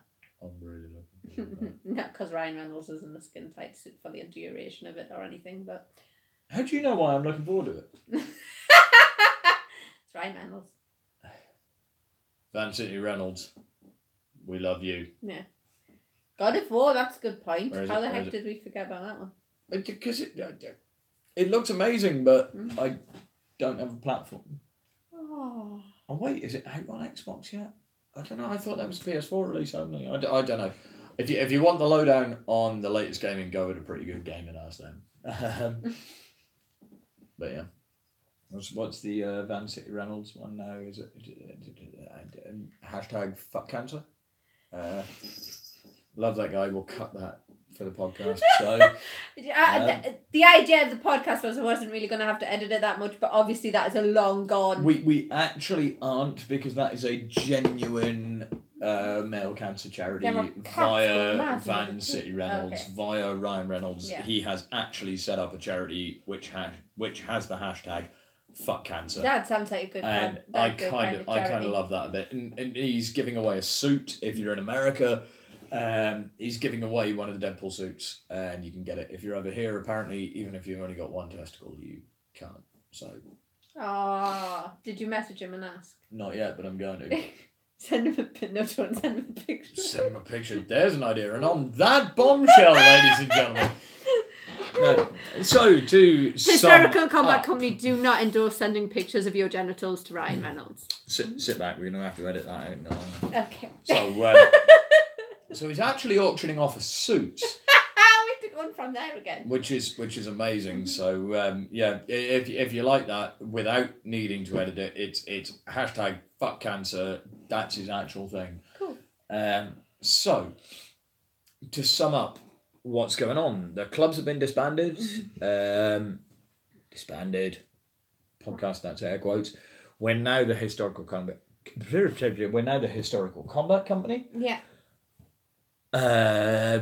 If you want to continue supporting this for whatever reason, all the live shows and the education we do, head over to our Patreon page, please, and sign up on there and give, without wanting to go like Bob Geldof, give $1 a month or whatever you can. We've got a new patron out, which is the super sponsor Loot Crates. The Gladiator Challenge. They're not loot crates, they're illegal. You will get banned from everything. Damn.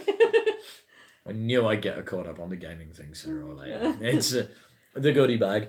And then the Gladiator Challenge, which is coming up really, really soon in the grand scheme of things. The challenge now ends in 3 days and 2 hours. The competition ends in 3 days and 2 hours, so you need to get yourself signed up for that if you want a free spot on there. Where do you stand on in-house accreditation? Where do you stand on the saturation of courses? Where do you stand on stunties? I don't know, normally on their face. Right? And then what are you looking forward to coming up in the media? Is there something you think we've missed? Is there a game you think we particularly enjoy? Is there a fight sequence you think we as a company would absolutely love? Let us know down in the comments, because we review them all. Yes, we do. And yeah, that's about it, isn't it? We really need a podcast jingle. So if you're watching this and you think you've got a Jake's podcast making jingle, us a podcast jingle. yeah, but I want a good podcast jingle. Jake does make good podcast jingles. So if you're watching this and you think there's a podcast jingle, send it to the email, Jake's thehistoricalcombatcompany gonna make at this one. gmail.com. Because he's going to come on and talk about his music. And just very briefly on the end of the comments there, yes, Bambi, I played Shadow of War. Keep up, it's 2018. So, right, stare longingly into the camera. With that, because there's a thank 10-minute you delay from when I so stopped much for spending your time with us, and thank you so much for giving us a couple of hours of your time, and we'll see you next month. Yeah. Maybe. Or in a week's time if it all crashes out and goes horribly wrong again. So thank you so much for listening and watching. Take very good care.